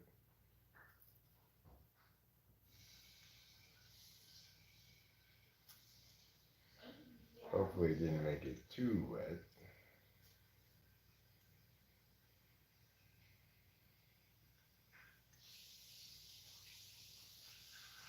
If it were too wet, it wouldn't grind properly, so it'd be fine.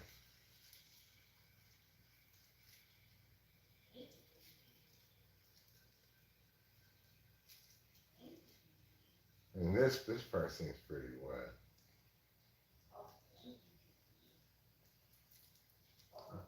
But they may dry out inside of their paper rollings. Seems plausible. Likely even.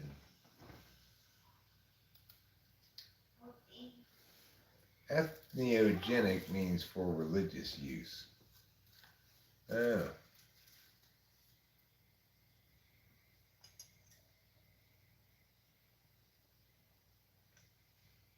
Does it? Well, that's why I use mushrooms. It's for religious reasons.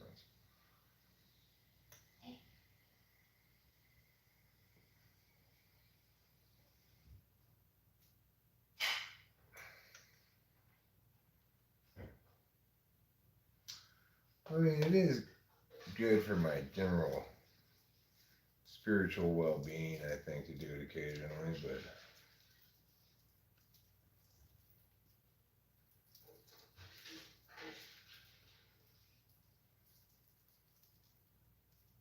religious? I don't know if I quite call it religious.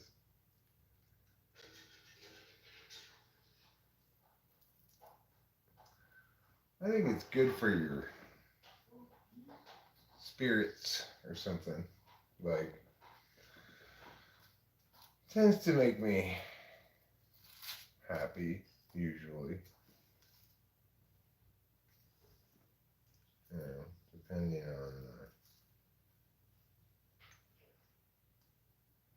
on the day and on the mushrooms. It's a combination of the two.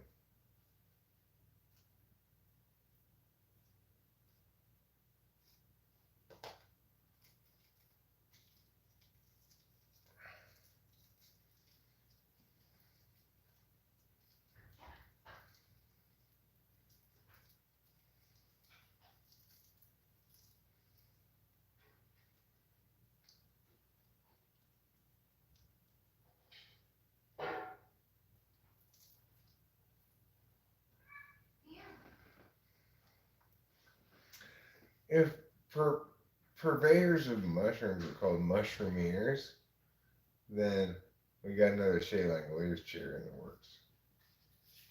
I don't think they are called mushroomeers, though.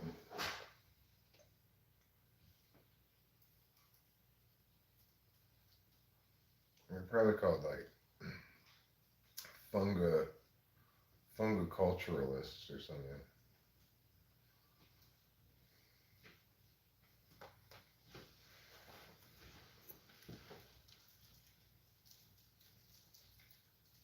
I got a text this morning from Chawa, and she asked if they could still join us for the rehearsal dinner. And I was like, yes, of course. Julio. Julio.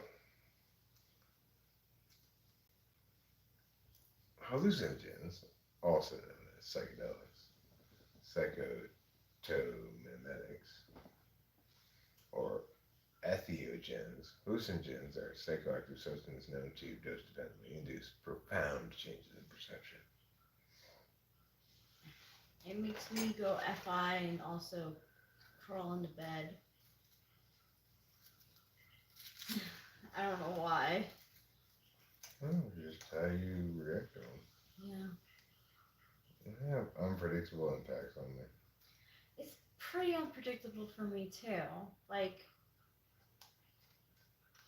yeah, it's pretty unpredictable. But like, it seems like the last couple times I took it's like I didn't forget that I was even on them. You know. That's good. Well, it means that they're just kind of not that exciting, right?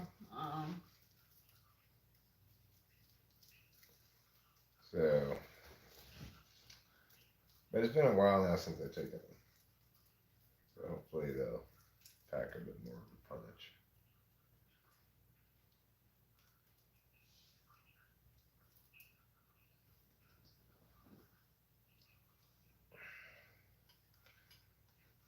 Alright, let me grind some more. Roll some more because that weed, those joints right there might be a little damp. They didn't dry off the mirror after I cleaned it.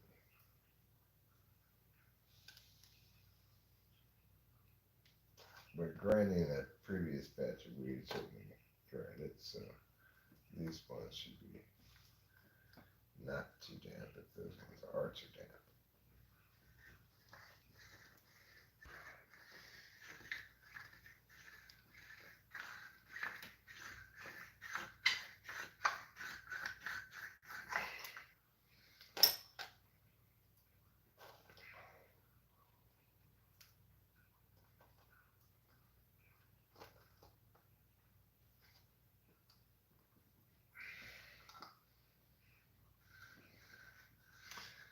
There.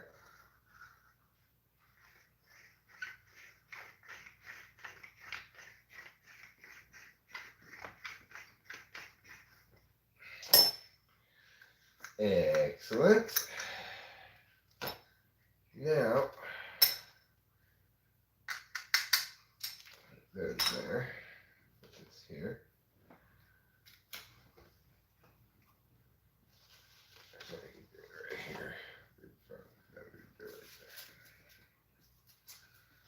there. Okay, so we're gonna scoop, scoop, scoop our way to success. Scoop, scoop, scoop, our way to success.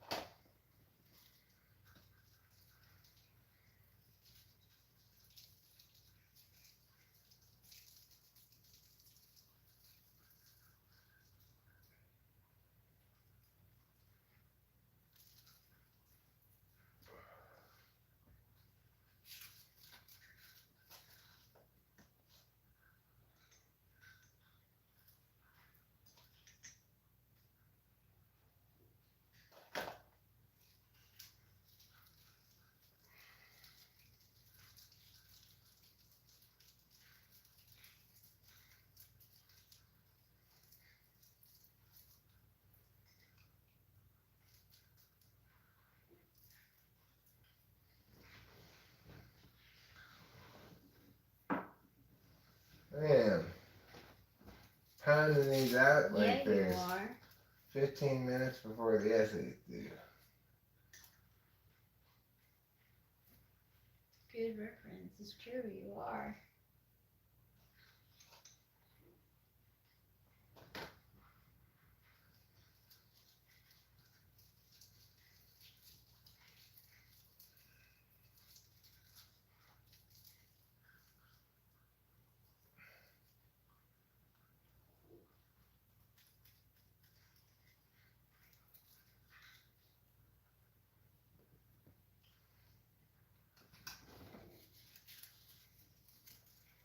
Yes, they lost 11-0 yesterday. That was because the Shea Langoliers fan club was not in attendance.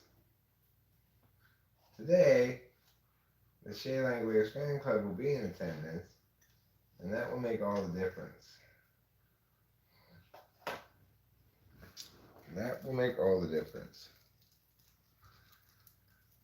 They're going to say, after today, they're going to call today Shea Day. Because Shea Langoliers is going to perform so spectacularly well that from now on, June 29th will be known as Shea Day.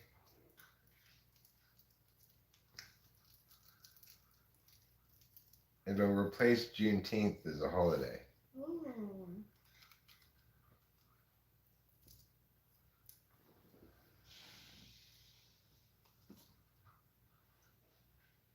Well, my dear, I think that's probably good. enough weed even for us. Yeah. That's a fair amount of weed there. But how many joints is that? Let's see. 1, 2, 3, 4, 5, 6, 7, 8, 9, 10, 11 joints. That's great. That's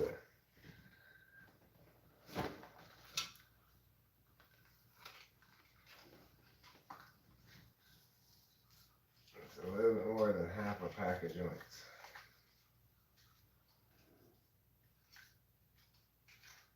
There you go. Thank you. I've got to pee.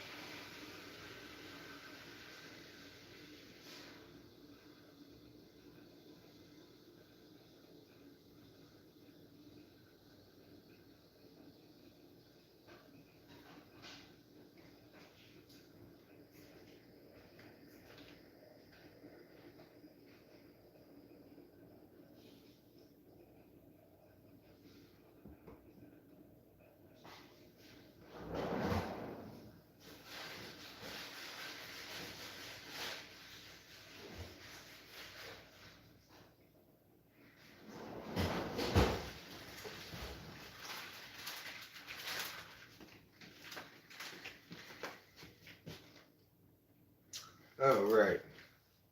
This. Okay, we're gonna end the stream now. Thanks for being here. Love you all. See you later. I totally forgot about that. Oh.